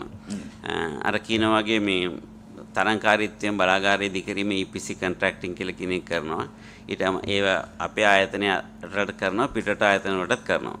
ඔපරේෂන් මේන්ටනන්ස් කියලා කියන එක දැනට අපි දැනතරමින් අපි ඒක ප්‍රගුණ කරලා තියෙනවා. මේ කම්බයින් සයිකල් පවර් ප්ලාන්ට් ඇතුළු අනිත් ඕනෑම වර්ගයේ පවර් ප්ලාන්ට් එකක් ONM කිරීම. ඒ සඳහා ට්‍රේන් කරපු ස්ටාෆ් එකක් ඉන්නවා. ඒක තමයි අපි මේක යූස් කරගන්නේ. ඒකත් අපේ එක වර්ටිකල් එකක්.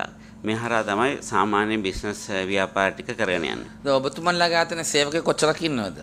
අපේ ඉන්නවා 800ක් පමණ. ඔව් දැන් අපි මේ ආණ්ඩුවට ඇති 135ට අදාළව තමයි අහන්නේ. හොඳේ. හරිද? එතකොට දැන් මට සමාගමේ නම මතක වෙනවා. ජෙනරේෂන් කම්පැනි එකත් එක්ක කොම්පිටිෂන් එකක් දෙන්නේ කොහොමද ඔයගොල්ලෝ? දැනට මීට කලින් අපි කම්පීට් කරේ ඇත්තටම පිටරට කම්පැනිස් එක්කලා කම්පිටිෂන් එකක් අර ඩොක්ටර් ප්‍රදීප්‍ර වගේ මේ බිඩ් එකක් ආපු වෙලාවක එක කම්පිටිෂන් එකක් එනවා. දෙවෙනි කම්පිටිෂන් එක තියෙන්නේ ඔබතුමා සඳහන් කරා වගේ එනර්ජි එක්ස්චේන්ජ් එකක් ආපු දවසට. දැන් එක්ස්චේන්ජ් එකක් නැහැ. හැබැයි කම්පීට් කරන වෙලාවේදී බිඩ් එකක් ඇතුළත් වෙන වෙලාවේදී මේ තාක් කල් අපිට කම්පිටිෂන් එක තිබුණේ ලොකු ව්‍යාපාර සඳහා ලොකු ප්‍රොජෙක්ට් සඳහා පිටට. දැන් අපි බලාපොරොත්තු වෙනවා මේ ශ්‍රී ලංකාවේ තරංකාරීත්වයක් දෙන්නේ තරංකරුවෙක් හැටියට පැමිණෙයි කියලා. ඒ තරංකාරීත්වය අපි බලාපොරොත්තු වෙන පිටට කම්පැනිට වඩා කමිටු විදිහට සතුටු වෙනවා එහෙම තත්ත්වයක් මතු කරන්න අපිට යම් දායකත්වයක් ලබා දෙන්න පුළුවන් වීම ගැන. එතකොට දැන් මේ විනාඩියක් දෙන්න. එතකොට දැන් තරංකාරීත්වයක් ඔබතුමන්ලාට ඇති වෙන්නේ LTL සමාගමේ එක්ක විතරද තවත් මේ වගේ විශාල සමාගම් තියෙනවද මේ ශාස්ත්‍රයේ? පොඩි පොඩි ඒවා ගැන නෙමෙයි මං අහන්නේ. ඔව් දැන් විදුලි ලංකා ඉන්නවා. තව පොඩි පොඩි වින්ෆෝස් ඒවයි රාජ්‍ය ආයෝජන නැහැ නේ? නැහැ. ඒව තනිකර ප්‍රයිවට්. එතකොට දැන් මෙතෙක් තිබ්බේ ඔය සමාගම් ඍජුව ඇවිල්ලා විදුලි බල මණ්ඩලයත් එක්ක දීර්ඝ කාලීන හෝ කෙටි කාලීන කිවිසුම් ගහන එකනේ. දැන් ඒ තත්ත්වේ නැති වෙනවනේ. විදුලි බල මණ්ඩල වෙනුවට NSO එකත් එක්ක තමයි. ඔව් හරි දැන් ඒක නැති වෙන්නේ නැහැ. ඔටෝ නැති කරන්න පුළුවන් නේ කම්පිටිෂන් එකක් හදලා. දැන් මොකද මම මේ අහන්නෙම නැවතත් අහන්නෙම කොහොමද කම්පිටිටිව් බිඩින් එකකට ගිහිල්ලා මේ ගාන අඩු කරගන්නේ කොහොමද කියන එක අවබෝධ කරගන්න. ඒ ටැරිෆ් එක නේ ඒගොල්ලෝගේ ෆීඩින් ටැරිෆ් එක තමයි කම්පිටිටිව් වෙන්නේ. නෑ දැන් චුට්ටි පුංචි දෙයක් දැන් අපි මේ කුමනෝ මොහතක ඉන්දියන් මොඩල් එකකට යන්න පුළුවන් නම් හොඳයිනේ. ඔය දැන් ඒක වර්ක්අවුට් කරනකොට ඔව් ඒක තමයි. එතකොට දැන් ඔයගොල්ලෝ හිතානිද්ද ගහන සෝලර් ෆාම් එන්න පුළුවන් වින් ෆාම් මොන හරි ගහනේවට දැන් ඒගොල්ලන් කොස්ට් එක බලලි වල ඒගොල්ලෝ ඉන්වෙස්ට් කරනවා තමයි. නමුත් අපි මේ මොන වගේ ටයිම් පීරියඩ් එකකටද ඔයගොල්ලෝ යන්නේ කියලා වල දැන් තීරණය කරන්න බෑ. ආය අවුරුදු 20 හරි යහුවොත් එහෙම අර රූෆ්ටොප් සෝලර් වගේ අපි හිර වෙනවනේ කියලා. අපිට ඕනේ කම්පියුටර් බිඩින් එකකට යන්න. නමුත් අර එග්‍රීමන්ට් බාධා කරනවා. දැන්ට ඉතිහාසය කරන්න දෙයක් නැහැ.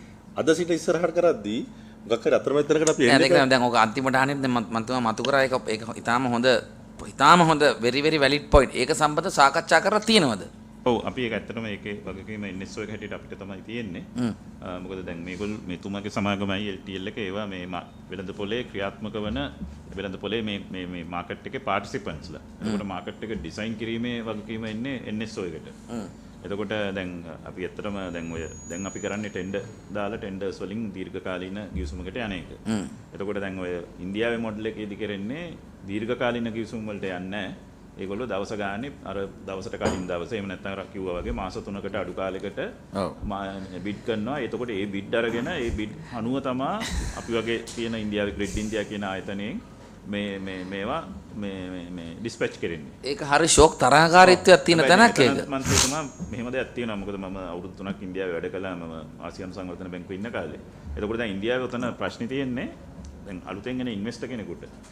එයාට දැන් මාකට් එකට ගිවිලා මේ මාකට් බේස් සිස්ටම් එකකට යනවා කියන්නේ මර්චන්ට් පවර් ප්ලාන්ට්ස් කියලා ඒවට කියන්නේ. දැන් මේ මර්චන්ට් පවර් ප්ලාන්ට් එකට යනකොට එයාට ප්‍රයිස් අන්සර්ටනිටි කියන එක තියෙනවා.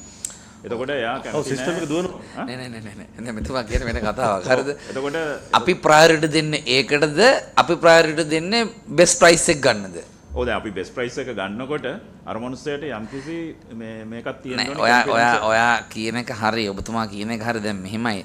දැන් ඒ වෙනකොට මාකට් එකේ ඉන්න සමාගම් ටික අසීමිත ලෙස හම්බ කරලා ඒගොල්ලන්ගේ ප්‍රාග්ධනය ලොකුයි.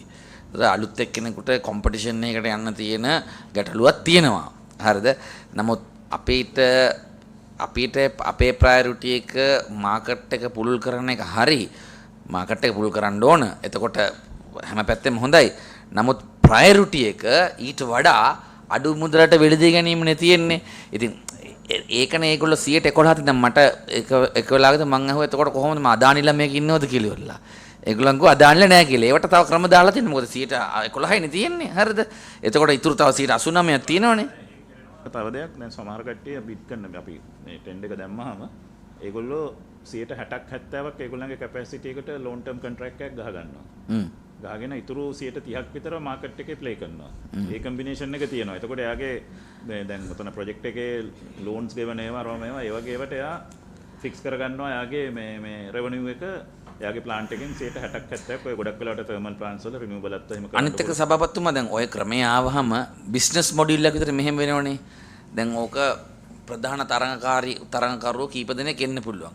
ඒගොල්ලෝ ඊට පස්සේ තමන්ගේ ලොට් එක වැඩි කරගන්න පොඩි කට්ටියව තමන්ගේ ග්‍රහණයට ලක් කරගෙන හරිද ඒගොල්ලොත් එක්ක ඉන්ටර්නල් ඇග්‍රීමන්ට් ගහ ගන්න පුළුවන් නේ.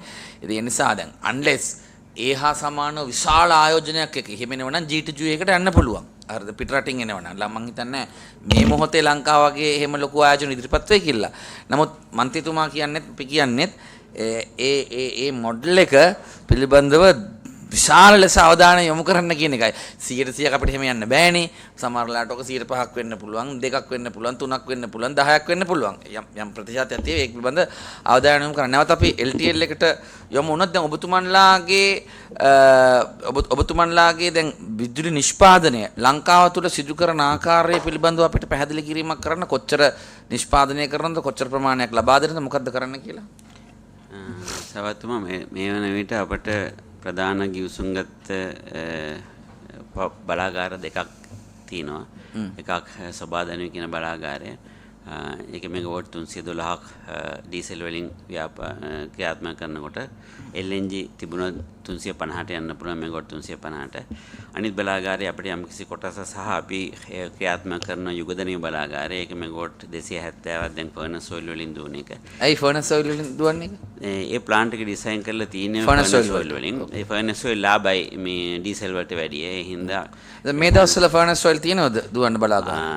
මේ වෙනකොට තියෙනවා. මේ ෆර්නස් ඔයිල් වල මේ අඩුපාඩුවක් තිබුණට මේ දවස්වල ඔපරේට් කිරීම ඔබතුමන්ලාට දෙනවා. අපට ලැබෙනවා. එතකොට බලාගාරය ෆුල් කැපැසිටි එකෙන් දුවනවද මේ දවස්වල? නෑ සිස්ටම් කන්ට්‍රෝල් එකට අවශ්‍ය ප්‍රමාණයට තමයි දුවන්නේ. සිස්ටම් කන්ට්‍රෝල් සාමාන්‍යයෙන් පැය 7ක් 8ක් වගේ ප්‍රමාණයක දුවන්න අපිට මේ ඉල්ලුම් කරනවා. ඒ අනුව මේ ෆර්නස් ඔයිලුත් ලැබෙනවා. ෆර්නස් ඔයිල් වලින් දිගටම දුවන්න පුළුවන් වුණා නම් විදුලි බල පිරිවැය අඩුයි අනිවාර්යයෙන්ම. ඒ බලාගාර දෙකෙන් මේ වෙන විට රාත්‍රී කාලයේදී කියන්නේ පීක් එක වෙලාවේදී මෙගාවොට් 600කට ආසන්න ප්‍රමාණයක් දෙකෙන්ම අර පීක් ඩිමාන්ඩ් එක වෙලාවේදී සප්ලයි කරනවා මම කියන්නේ සිස්ටම් කන් ඔව් ඒක දිගටම කරනවා ඇතිනේ නැද්ද? ඒ සිස්ටම් කන්ට්‍රෝල් එකට රික්වයර්මන්ට් කරන අපි මෙහෙම ගමුකෝ දැන් ජනවාරි පෙබරවාරි මාර්තු මාස ගත්තොත් එක වගේ නෙමෙයිද ගියේ? නෑ දැන් මේ පෙබරවාරි මාර්තු මාස වල වැඩි. පෙබරවාරි මාර්තු මාස වල මම හිතන්නේ නියංගේ තිබුණා ඒත් එක්කම අනිත් විදුලි බල උත්පාදන අඩුවීමත් එක්කලා අපේ බලාගාරවල මේ ඩිස්පැච් එක වැඩි වුණා. දැන් අනිවාර්යයෙන්ම දැන් අප්‍රේල් මාසෙත් අපි බලාපොරොත්තු වුණාට වඩා දැන්ටමත් වැඩි වෙලා තියෙනවා. මාසෙ පුරා බලාපොරොත්තු වුණාට වඩා වැඩි වෙලා තියෙනවා. ඒක කොච්චරක විතර වැඩි වීමක්ද? ඒක නම් මුලින් තිබුණේ අපිට ගිගාවොට් 30ක් විතර ලබා ගන්න. මේ වෙන විට ගිගාවොට් 35කට වගේ ගිහින් තියෙනවා. මේ මම හිතන්නේ ඒ දෙකේ මුදල් වලින් වෙනස? මුදල් වලින් වෙනස ගත්තොත් එහෙම ගිගාවොට් 5කට ගත්තොත් එහෙම කැපැසිටි charge එක ගත්තොත් 5 gigawatt hours වලට around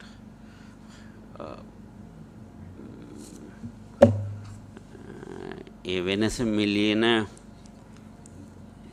නෑ අපි additional 50 megawatt 50 rupees for 5 gigawatt hours them 250 million 250 million වල වගේ වැඩිවීමක් සිද්ධ වෙන ඔය මේ දැනට ඔය ගිගාවට් 5ට. ඔව් හැබැයි මේක මේ මාසේ අග වෙනකොට සමහරවිට වැඩි වෙන්න පුළුවන් මේ යන නියඟයත් එක්කලා.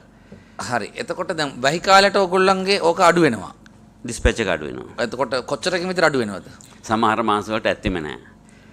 සමහර මාස වලට බිඳුවට යනවා. සමහර මාස වලදී ඔය කියන එක 3%ක් 5ක් වගේ සිද්ධ වෙනවා. හැමදාම නත්තල් නැහැ අවුරුදු දෙක වරයි නත්තල් රයිට්.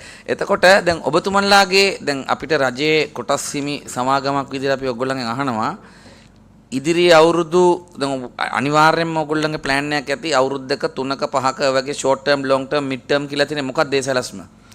අපි හැමතුමා මේ සභාවතුමා අපි මේ විට මේ ඉදිරි අවුරුද්ද සඳහා financially 26-27 සඳහා ස්ට්‍රැටජික් ප්ලෑන් එකක් හදලා ඒ අනුව බජට් එක ප්‍රපෙයාර් කරලා පෞද්ගලික අධ්‍යක්ෂ මණ්ඩල කමිටුවේදී ඒ බජට් එක අනුමත වුණා. ඒකෙන් අපි බලාපොරොත්තු වෙලා තින්නේ අපේ long term plan එකෙන් ඉදිරි අවුරුද්ද සඳහා තියෙන ස්ට්‍රැටජික් ප්ලෑන් එක. අපේ ඉමීඩියට් ප්ලෑන් වලට තියෙන්නේ අපි කරගෙන යන බලාගාර දෙකක් තියෙනවා මේ වෙලාවේ. සාහස්දනේ බලාගාරය රිවිදනවි කියන එකයි. ඒ දෙක ඉදිකිරීමේ කටයුතු කරගෙන යන්න මේ ඒ සම්බන්ධයෙන් ඒක ඉදිකිරීම අවශ්‍ය වුණාම කොච්චර ප්‍රමාණයක් නිෂ්පාදනය කරන්න පුළුවන්ද? එතකොට තව එකතු වෙනවා මෙගාවොට් 450ක් දෙකෙන්ම මේ පළවෙනි අදියරක් තියෙනවා. ඒකේ මෙගාවොට් 225ක් එකතු වෙනවා. ඕපන් සයිකල් කියලා කියන එක. සූර්ය බලාගාරයේ මෙගාවොට් 100ක් එකතු වෙනවා. අර සියම් බලාණ්ඩුව හරි කොහෙ මොනවා සියම් බලාණ්ඩුවේ තියෙන සූර්ය බලාගාරයේ අපි බලාපොරොත්තු වෙන 2017 මැද භාගයේ වෙනකොට 2027 මැද භාගයේ වෙනකොට එක කමිෂන් කරගන්න පුළුවන් මේක. අපි පොඩක් එතන නවත්තමු. දැන් ඔබතුමාලාගේ සමාගමේ බිස්නස් එකෙන් මොකද්ද ප්‍රතිශතය විදේශ රටවල තියෙන එක, මොකද්ද ප්‍රතිශතය ලංකාවේ තියෙන බිස්නස් එකේ?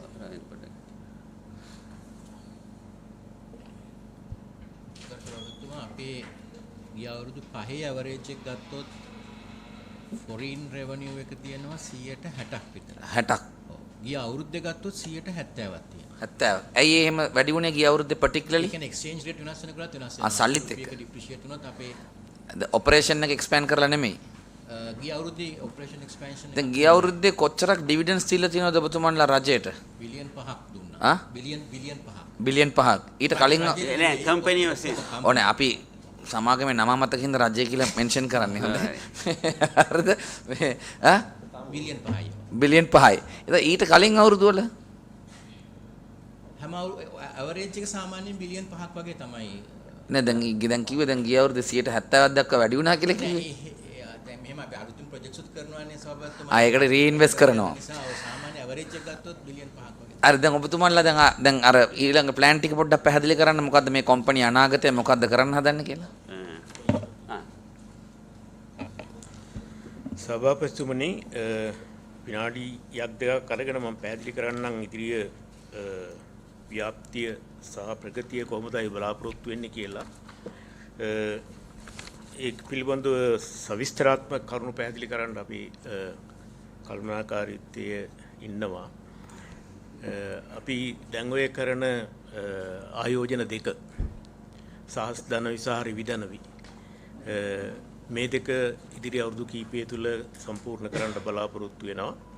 ඒ වගේම අලුත් ප්‍රොජෙක්ට් සහ තියෙන අලුත් ඉඩ ප්‍රස්තාවන් ප්‍රයෝජනයට ගන්න බලාපොරොත්තු වෙනවා අපි රට ඇතුළට වඩා පිටරට. ඔව්. ග්ලෝබල් එක්ස්පැන්ෂන් එකක් ආසියාවේ රටවලුලත් අප්‍රිකාවේ රටවලුලත් ඒ වගේම මැද පෙරදිග රටවලුලත්. ඒක තමයි අපි ඒකට ප්‍රාග්ධන හැකියාවක් තියෙනවද ඔයගොල්ලන්ට? ප්‍රාග්ධන හැකියාව තීරණය වෙනවා අපි ඉදිරියට අපේ ආයතනයේ තියෙන නෛතිකම ස්වරූපය වෙනස් වීමත් එක්ක. ඒක කොහොමද? බලාපොරොත්තු වෙනවා. මොකද පහුගිය කාලේ අපි ආයෝජනය කරලා තියෙන්නේ අපේ ඉපයීම් වගේම ඉක්විටි ෆන්ඩින් සහ බරෝවින්ග්ස් එක්ක. හැබැයි අපිට දැන් තියෙන අභියෝගයකුත් තියෙනවා එතන. ඒ අභියෝගය තමයි මේ අපේ එක්ස්පෝෂර් එක තියෙනවා රුපියල් බිලියන 140 ගානක බැංක් එක්ස්පෝෂර් එක. ඒකත් එක්ක අපේ බරෝවින් ලිමිට් එක බැංකු වලටත් තියෙනවා සිංගල් බරෝවින් ලිමිට්. මේක ඉක්මලා යන්න අපිට හැකියාවක් නැහැ. දැනට තියෙන අපේ තියෙන ෂෙයා හෝල්ඩින් ස්ට්‍රක්චර් එක ඒ විහියත් එක්ක.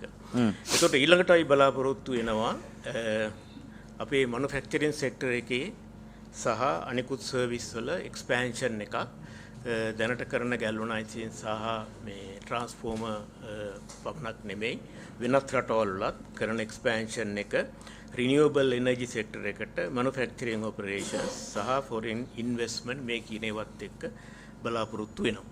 ඊළඟට ඉන්ජිනියරින් සර්විස් නෑ අපිට විස්තරාත්මක ඕනේ. දැන් අපිට ෆයිනෑන්ෂල් ටර්ම් වලින් කියන්නේ අපි බලන්නේ රජයට කොච්චරක් ලැබෙනවද කියලා. දැන් මේ ඊළඟ අවුරුදු අපි මෙහෙම හිතමු ඊළඟ අවුරුදු 3 හරි 5 හරි ඕගොල්ලෝ ආදායම් වැඩි කර ගැනීම සඳහා දැන් ඔබතුමා කිව්වා ෆොරින් රෙවෙනියු එක වැඩි කරන්න යනවා කියලා. හරිද? එතකොට දැන් ඉදි කරමින් තිබෙන බලාගාර වලිනුත් ආදායමක් එන්න ඕනේ ඒ ටික එකතු කරයින් පස්සේ. හරිනේ? එතකොට ෆොරින් රෙවෙනියු එක වැඩි කරන්න දැන් මම ඊටාම පැහැදිලිව ඇහුවා ඔබතුමාගෙන් මේ ෆයිනෑන්ෂල් කැපිටල් කැපැසිටි එක කොහොමද කියලා ඉවරලා. එතකොට ඔබතුමා කිව්වා නෛතික බලපෑමක් තියෙනවා කියලා. මොකක්ද ඒක? ඔව් දැන් අපි රජයට කරන දායකත්වයේ කිව්වොත් පසුගිය සම්පූර්ණ ඉතිහාසයේ පුරාම CB එක ආයෝජනය කරලා තිනවා මිලියන 97ක්. ඒ 97ට අපි ඩිවිඩන්ස් ගෙවලා තියෙනවා බිලියන 23ක්. අද ඒක එහෙමනේ ඒ 97 එදානේ. ඒක දැන් අද ගණන් බැලුවොත් එම ගාන වැඩිනේ නේ. ගණන් වැඩි. එතකොට හොඳ ප්‍රසන්ටේෂන් එකක් ඒක. ඩිවිඩන්ස් ගෙවීමත් ඒ අනුව වැඩි වේගන යනවා. එතකොට ඉදිරියේදී තියෙන නෛතිකමය පැත්ත තමයි ඒක අපිට තියෙන එක අභියෝගයක්. මොකක්ද ඒක? අභියෝගය තමයි දැනට තියෙන ෂෙයා හෝල්ඩින් කොටස් හිමිකාරත්වය අනුව අපේ තියෙන ඒ වගේම බැංකුවල තියෙන සිංගල් බරෝවින් ලිමිට් එකත් අනුව අපිට අවශ්‍ය වෙන මිනිමම් අවම ආයෝජන ප්‍රමාණය බිලියන 24ක් විතර වෙනවා. බිලියන. ඔව්. 35ක තියෙන මුළු ආයෝජන වලින් ඒක මේ දැනට කරගෙන යන ව්‍යාපෘති දෙක සඳහා පමණක්. එතකොට මේ බිලියන 24 බැංකුව වලින් ලබා ගැනීමට අපිට අමාරුයි. ඇයි අමාරුව තියෙන්නේ එකක් ඒගොල්ලන්ගේ සිංගල් බරෝවින් ලිමිට් එක පනිනවා. ඔව්. අනිත් එක අපේ තියෙන ව්‍යුහය ෂෙයා හෝල්ඩින්. ඉතින් ඔබතුමාලාට විදේශ බැංකු වලින් ණය ගන්න පුළුවන් නේ මෙච්චර ලොකු කම්පැනි එකක්. විදේශ ගන්න පුළුවන්. හැබැයි අපි දැනට පොඩ්ඩක් හිර වෙලා ඉන්නේ. මොකද මේ රජයේ තියෙන මේ ව්‍යුහාත්මක වෙනස්කම් ඇති කිරීමත් එක්ක අපේ LTL ආයතනයේ ITS 50ට වැඩි කර ගැනීම පිළිබඳව කතා බහක් යනවා. ඒක වැඩි කරගත්තොත් ඇත්ත වශයෙන්ම අපිට විදේශ ණය ගැනීම නෑ එහෙම වැඩි කරගෙන නෑනේ දැනට. දැන් රජයට අයිති 35යි නේද? 35 ඉතින් දැනට ඔබතුමාලාට ණය ගැනීමේ හැකියාවක් තියෙනවද නේ? විදේශ ණය. සබතුමා ඒකේ කාරණා දෙකක් තියෙනවා. ඒ කියන්නේ දැන් අපි දැන් ණය ගන්නව නම් අපි ලංකාවේ කම්පැනියක් විදියට තමයි විදේශ බැංකු දකින්නේ. දැන් අපිට තියෙන මේ ලොකුම අභියෝගය තමයි අපේ ලංකාවේ ක්‍රෙඩිට් රේටින් එක දැන් තියෙන CCC ක්‍රෙඩිට් රේටින් එකක්නේ. ඒ CCC ක්‍රෙඩිට් රේටින් එකකට අවුරුදු 5න් එහා, ඒ කියන්නේ 5කට වැඩි රිපේමන්ට් පීරියඩ් තියෙන ලෝන් ගන්න අමාරුයි. ඇයි ඒ? ඒ කියන්නේ අපේ ලංකාවේ ක්‍රෙඩිබිලිටි එක නෑ ඒ ගන්නට. ඉතින් හැබැයි මේක ප්‍රයිවට් කම්පැනි ගන්නේ. නෑ ඒගොල්ලෝ ලංකාවේ එකෙන් අපි ලිමිට් වෙනවා. මේ ලංකාවේ කම්පැනි එකක්නේ. ඔව් හරි. දැන් මට පැහැදිලි නැත්තේ දැන් මේක රජයට 51% කොටස් හිමිකාරීත්වයක් තියෙනවා නම් රජය ඔව් නෑ හරි. එහෙම එකක් නෑනේ මෙතන. එතකොට මෙතන පුද්ගලික සමාගම් තියෙනවා. එතකොට මේක ශ්‍රී ලංකාවේ ලියාපදිංචි සමාගමක් නිසා විදේශ ණය ගැනීමේ අමාරුවක්. දැන් ලංකාවේ තියෙන අපිට විතරක් නෙවෙයි ලංකාවේ තියෙන ඕනම කම්පැනි එකකට දීර්ඝ කාලීන ලෝන් එකක් ගන්නකොට ඒගොල්ලෝ ලංකාවේ ක්‍රෙඩිට් රේටින් එක තමයි බලපාන්නේ. දැන් අපිට මේ මෑත කාලේදී ලෝන් ඒ කියන්නේ කම්පැනි පර්ෆෝමන්ස් එක බලපාන්නේ නැද්ද? ඒක ඕන කම්පැනියක් අපේ කන්ට්‍රි එකේ ක්‍රෙඩිට් රේටින් එකට යන්න බෑ. හරි. එතකොටද මොකද අර ඔබතුමා කිව්වේ දැන් මේ රජයේ 51% ගන්න හදනවා කියන්නේ මොකද ලේකම්තුමා ඒක? නෑ සවතුමා ඔබතුමා මම පැහැදිලි කරන්නම් ඒක. ඊට කලින් 2024 25 වර්ෂය සඳහා අපි දැන් මාර්තු 31 සඳහා ඉවර වුණ ගිණුම් වර්ෂයේ අපි බලාපොරොත්තු වුණ ආදායම සහ ලාභය ලැබෙන බවට පේනවා. අපි බලාපොරොත්තු වුණ over 70 බිලියන් ටර්නෝවර් එකක් අපේ 76 බිලියන් වගේ තිබෙනවා. ලාභය අපි බලාපොරොත්තු වුණා 10 බිලියන් වලට වඩා එහා අපිට අද පේනවා 11 බිලියන් විතර වගේ ලාභයක් තියෙයි කියලා. එතකොටම තමයි ප්‍රශ්න අනුව ඉදිරියටත් අපි මේ තාක්කගේ උප ලාභාංශ ගෙීමේ විදිහට කරගෙන යන්න පුළුවන් වෙයි ඊගාව අවුරුද්දටත්. එක්ස්පැන්ෂන්ස් ටික આવොත් අනිවාර්යයෙන්ම ওই ලාභාංශ ගෙීම තව පොඩ්ඩක් වැඩි වෙන්න පුළුවන්. ඒ අතරතුරදී අපි මේ ප්‍රාග්ධනික සොයා ගැනීම සඳහා අපේ මේ ව්‍යාපෘති වලට ඩෙට් එකයි ඉක්විටි එක දෙකම සොයා ගැනීම සඳහා අපි IPO එකක් කරන්න අදහස් කරගෙන තිබුණා. ඒ IPO එකක් කරගෙන අදහස් කරේ මූලික වශයෙන්ම සාහස්ධනයේ බලාගාරයට රිවිධනයේ බලාගාරයට ප්‍රාග්ධනය ලබා ගැනීම ඉක්විටි එකටයි. ඊට අමතරව ඉක්විටි එක ලබා ගැනීම තුලින් අර ෆොරින් ඩෙට් වලට එක්ස්පෝෂර් එක ලබා ගැනීම. එහෙම දැන් මේ එහෙම ගියොත් මේ විදේශ ණය ගැනීමේ හැකියාව වර්ධනය වෙනවද?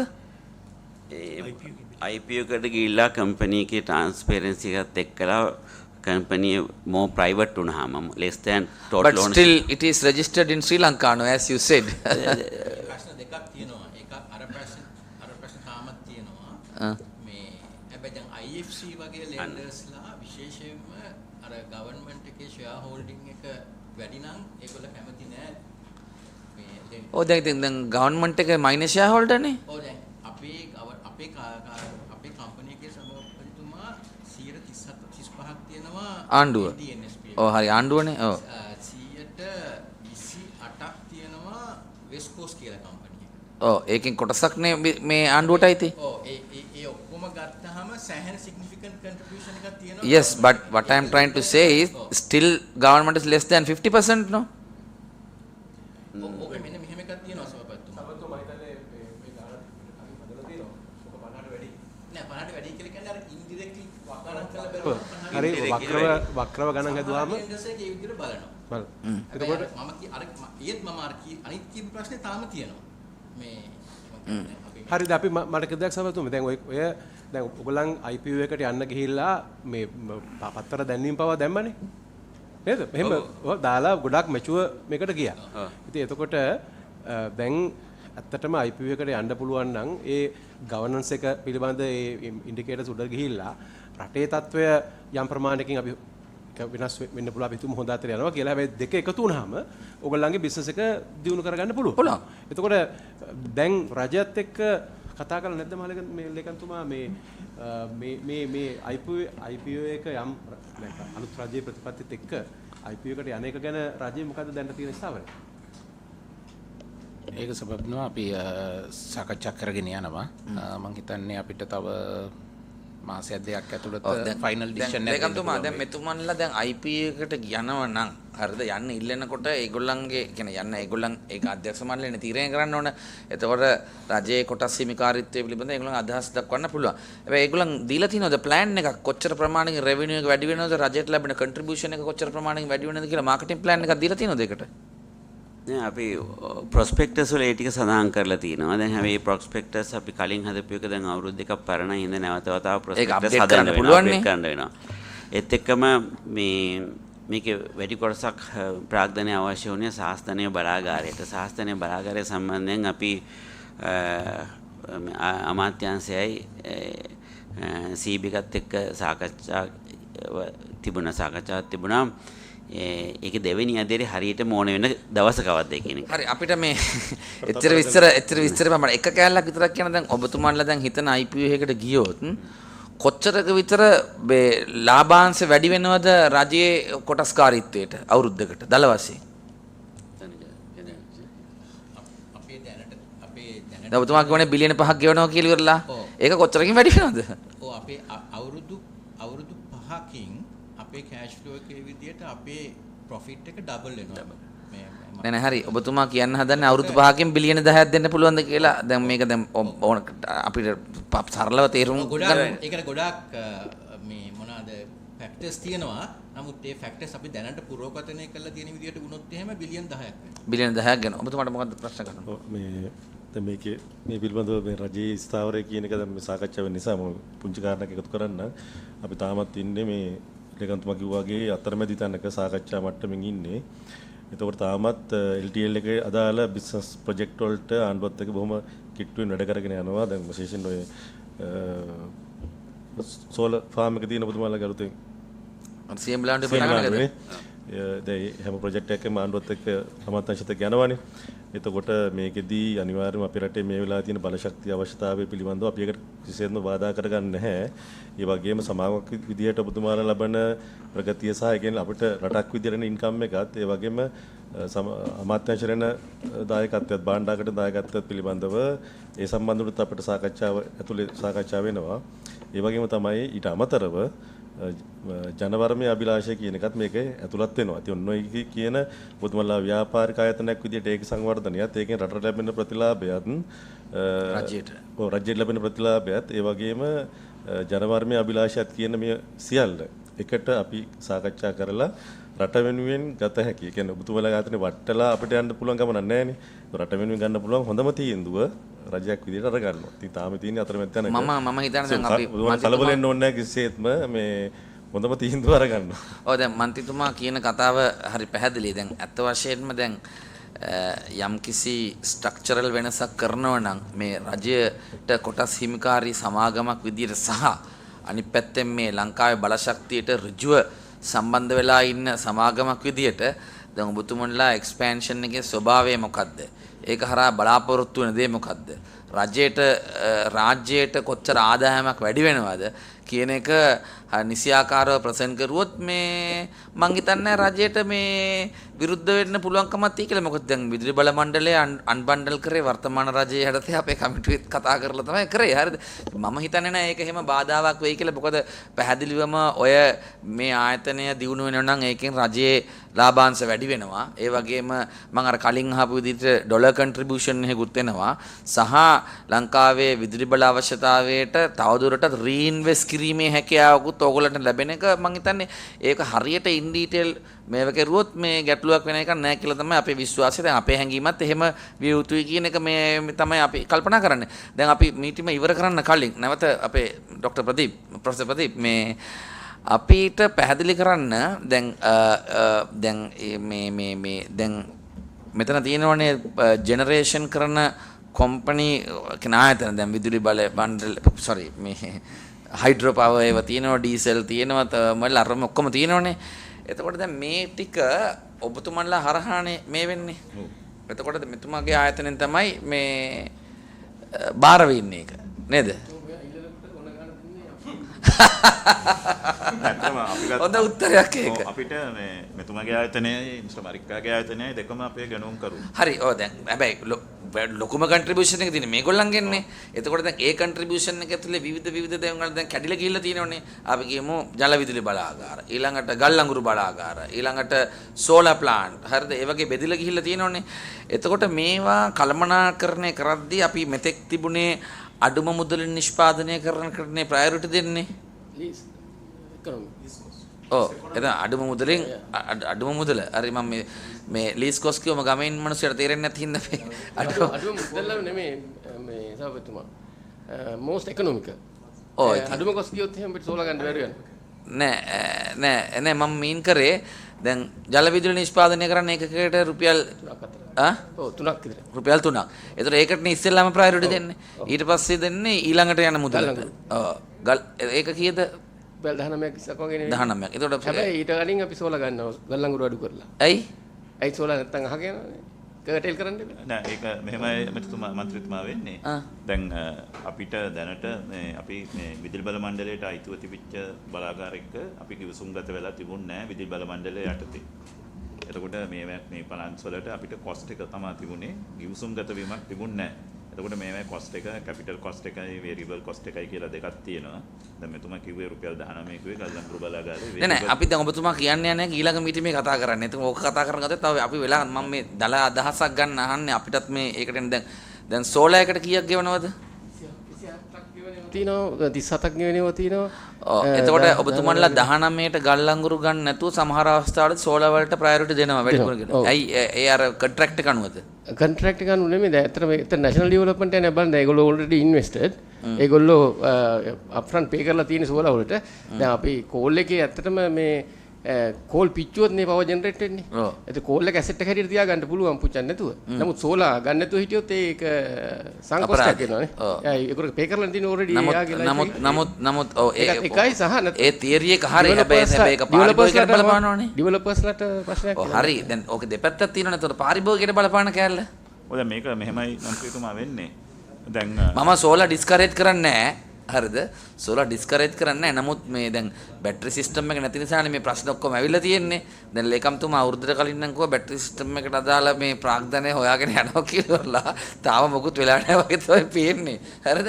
ඒකට දැන් මොකද ප්‍රශ්න එක දෙපැත්තක් තියෙනවා. දැන් අපිට පුළුවන් නම් වැඩිපුර තියෙන සෝලා ටික බැටරි සිස්ටම් එකක් කරහා රැට පාවිච්චි කරන්න. ඒක පාරිභෝගිකයටත් වාසි සෝලා මේ දාලා තියෙන කට්ටියටත් අවශ්‍යයක් වෙන්නේ නැහැ. එතකොට ඒ ආයෝජනය කරන අදහසක් නැද්ද? ඒක මෙහෙමයි මන්ත්‍රීතුමා දැන් අපි ඇත්තටම මේ ටෙන්ඩර් එකක් CB එකෙන් දාලා තිබුණා මෙගාවට් 160ක බැටරි ගන්න. ඒ ටෙන්ඩර් එක අපි හෙට අත්සන් කරනවා මෙගාවට් 160ටම. ඒකට ආයෝජකයෝ දැනටම 3 දෙනෙක් ඉන්නවා. ඒ 3 දෙනා අතර තමයි 160 බෙදලා ගිහින් තියෙන්නේ. එතකොට ඒක හෙට අත්සන් කළාම ඒගොල්ලෝ අපිට පොරොන්දු වෙලා තියෙනවා. ඒගොල්ලන්ගේ කිවිසුම හදුගතව සැප්තැම්බර් වලට කලින් මේ මෙගාවට් 160ටම මේ ඉන්ස්ටෝල් කරන්න ඕනේ. ඔව්. ඊට අමතරව අපිට දැන් කැබිනට් ඇප්‍රූවල් එක හම්බෙලා තියෙනවා මෙගාවට් 250ක් ටෙන්ඩර් කරන්න. බැටරි. ඒකටත් දැන් අපි ප්‍රොජෙක්ට් කමිටි එක අපොයින්ට් කරන්නත් අපි දැන් මේක දාලා දැන් ඒක මේ NPC National Procurement Commission එකට ඇරලා තියෙනවා කැන්ක් එක අපොයින්ට් කරන්න කියලා. ඒ කියන්නේ වැඩේ යනවා කියලා කියන්නේ. එතකොට කැන්ක් එක අපොයින්ට් කරපු ගමන් අර 160 කරපු මොඩල් එකටම තමයි 250 කරන්නේ. 250 කරන්නේ. ඒකත් මම හිතන්නේ තව ඊට කොච්චරක් දක්වා කරන්න බලාපොරොත්තු වෙනවද බැටරි කැපැසිටි එක? මම හිතන්නේ අපි ලේකම්තුමා එක්කත් කතා කළා අපි තව එක 250 එක තව ඕනනම් 350කට වැඩි කරන්න පුළුවන්. පුළුවන්. මම හිතන්නේ තව ඉදිරියට තවත් වැඩි වෙයි. එතකොට දැනට දැන් සමහර මේ ඒරියා වල දැන් අපි ගත්තොත් කෝට්ටේ උදාහරණයකට දැන් අලුතෙන් සෝලා දාන්න දෙන්නේ නැහනේ. මේ බැටරි කැපැසිටි එක ඉන්ට්‍රොඩියුස් කරායින් පස්සේ ඒ අයට අවස්ථාවක් ලැබෙනවද ඕනනම් තව පැනල් දාගන්න? එහෙම පුළුවන්. ඔව් එහෙමත් පුළුවන්. මොකද අපිට දැනට දවල්ට අපේ මේ සෝලා දැන් මම හිතන්නේ උපරිමයෙන්ම අරන් තියෙන්නේ දවල්ට ගන්න පුළුවන් එක. අපි ඉදිරියේදී සෝලා ගන්නවා නම් ගොඩක් වෙලාවට ඒ සෝලා ප්ලාන්ට් එකත් එක්ක බැටරිය ගන්නත් පුළුවන්. මේ දෙක වෙන් කරලා ගන්නත් පුළුවන්. කොහොම හරි බැටරි සිස්ටම් එකේ තියෙන්න ඕනේ ඉස්සරහට සෝලා. නෑ දැන් අපි බලන්න මෙහෙමයි. දැන් ඔතන දෙකක් තියෙනවනේ. එකක් හවුස් හෝල්ඩ් සෝලා අනිත් එක බිස්නස් එකට කරන එක. මෙතන ප්‍රයොරිටි යන්න ඕන හවුස් හෝල්ඩ් කට්ටියටනේ. හරිද? මට හිතෙන විදිහ මම වැරදි නිවැරදි කරන්න. ඒතකොට හවුස් හෝල්ඩ් කට්ටියට දැන් අපි හිතමු ඊට වඩා වැඩි මුදලකට නිෂ්පාදන ඉන්ධන වලින් මිලදී ගන්නවා වෙනුවට තමාගේ එක උපරිමව පාවිච්චි කරගන්න අවස්ථාවක් දෙන්න පුළුවන් නම් දිය යුතුයිනේ.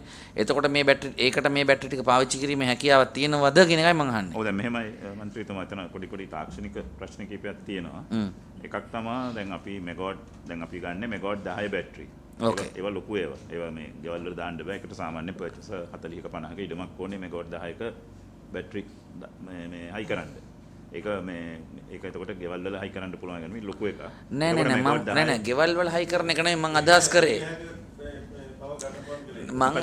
දැන් අපි කියමු දැන් අපි හිතමු දැන් අපි හිතමු දැන් මේ කෝට්ටේ පන්නි පිටිය හෝමාගම ඔක්කොම කව කරලා අපි කියමු එක කව කරන උදාහරණයකට එක බැටරියක් තියෙනවා කියමුකෝ. එතකොට එයාට දවල් දවසේ එයා පාවිච්චි කරන දවල් දවසේ එයා පාවිච්චි කරනකට අමතරව ඉතුරු වෙන සියල්ල ලබා දීමේ හැකියාව එන්න ඕනනේ. ඔව් ඉතින් එතකොට ඒක තමයි මං අහන්නේ. එතකොට මේ දැන් රෙස්ට්‍රික්ට් කරලා තියෙනේ ඕපන් කිරීමේ හැකියාවක් එනව නේද කියන එක මං අහන්නේ. ඔව් ඒක එනවා අනිවාර්යෙන්ම මේක එනවා. අනිවාර්යෙන්ම මේක එනවා. එතකොට දැන් අපි මෙගාවට් 160යි දැන් අපි 250යි ඔය ටික ඔක්කොම ආවහම අපි දැන් ඔය සෝලා නවත්තලා තියෙන එක අරින්න පුළුවන්. දැන් නවත්තලම නෑ දැන් 5 කිලෝවොට් වල 5 කිලෝවොට් පහට වඩා පහට සීමා කිරීමක් කෙරෙලා තියෙනවා. ඒ පහේ සීමාව අපිට උස්සන්න පුළුවන්. අයින් කරන්න පුළුවන් මේ බැටරි ටික ආවට පස්සේ. ඒක එකක්. ඊට අමතරව අපිට ගෙවල් වල ඉන්න අයට බැටරියකොත් එක්ක සෝලා එකක් ගහන්න කියලා දෙන්න පුළුවන්. ඉතින් ඒක එන ගණන්නේ. නෑ බැටරි. නෑ ඒක දැන් මොකද්ද? නෑ නේ. ඒක දැන් දැන් 130ක විතර බැටරි ගාණ වැඩි වෙලා තියෙන්නේ මේ මාසේ පළවෙනිදා ඉඳලා. මම හිතන්නේ PUCSL එක එකට ටැරිෆ් එකක් දෙයි. දැන් අර රුපියල් 45 ටැරිෆ් එක කලින් තිබුණා. ඒක දැන් එක්ස්පයර් වෙලා තියෙන්නේ. ඒගොල්ලෝ අලුත් ටැරිෆ් එකක් දෙයි මේ බැටරි සෝලා එකට බැටරි ගහලා රැයට සප්ලයි කරන්න. අපිට දැන් දවල්ට සප්ලයි කරන්න මේ. එතකොට ගෙවල් වල ඉන්න අයටත් රැයට සප්ලයි කරන්න. ඒක ඉතින් අර ප්‍රශ්නයක් තියෙනවා. එකක් අර ටැක්ස් එකේ ප්‍රශ්නයක් තියෙනවා. මම හිතන්නේ මෙගාවට් එකට වඩා වැඩි බැටරියක් එනවා නම් ඒවට ටැක්ස් එක්සෙම්පෂන් එකක් තියෙනවා. පොඩි බැටරි වලට ටැක්ස් එක්සෙම්පෂන් එක නැහැ. මොකද ඒක මමත් හරියට දන්නේ ඒක මුදල් අමාත්‍යාංශයෙන් ගන්න නෑ මම හිතන්නේ ඒක බලන්න ඕන දෙයක්. දැන් මම සූරබල සංග්‍රාමයේ පටන් ගත්ත කෙනා මම හරි මම මේ කතාවේ අපි ඒ කාලේ zero tax කරා. ඒ කියන්නේ zero tax කිරීමෙන් තමයි ඒ වෙලාවේ විශාල ප්‍රබෝධයක් ඇති කළා. ඒ කාලේ ගොඩක් ගණන් කාලේ.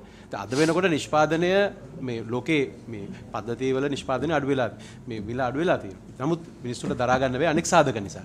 එතකොට අනිවාර්යයෙන්ම ආණ්ඩුව පැත්තෙන් කරන්න පුළුවන්. දැන් අද අපි කල්ලංගුරු වලට විශාල මුදලක් වේදම් කරනවා, ඩීසල් වලට විශාල මුදලක් වේදම් කරනවා. අලුත් ලෝකේ තත්ත්වයක් එක්ක මම හිතන්නේ දැන් මේ යුද්ධය ඉවර වුණත් මේ ෆොසිල ඉන්ධන මත තියෙන බලපෑම ගැන තුන් වතාවක් අපිට හිතන්න වෙනවා අපේ බලශක්ති සුරක්ෂිතතාවය.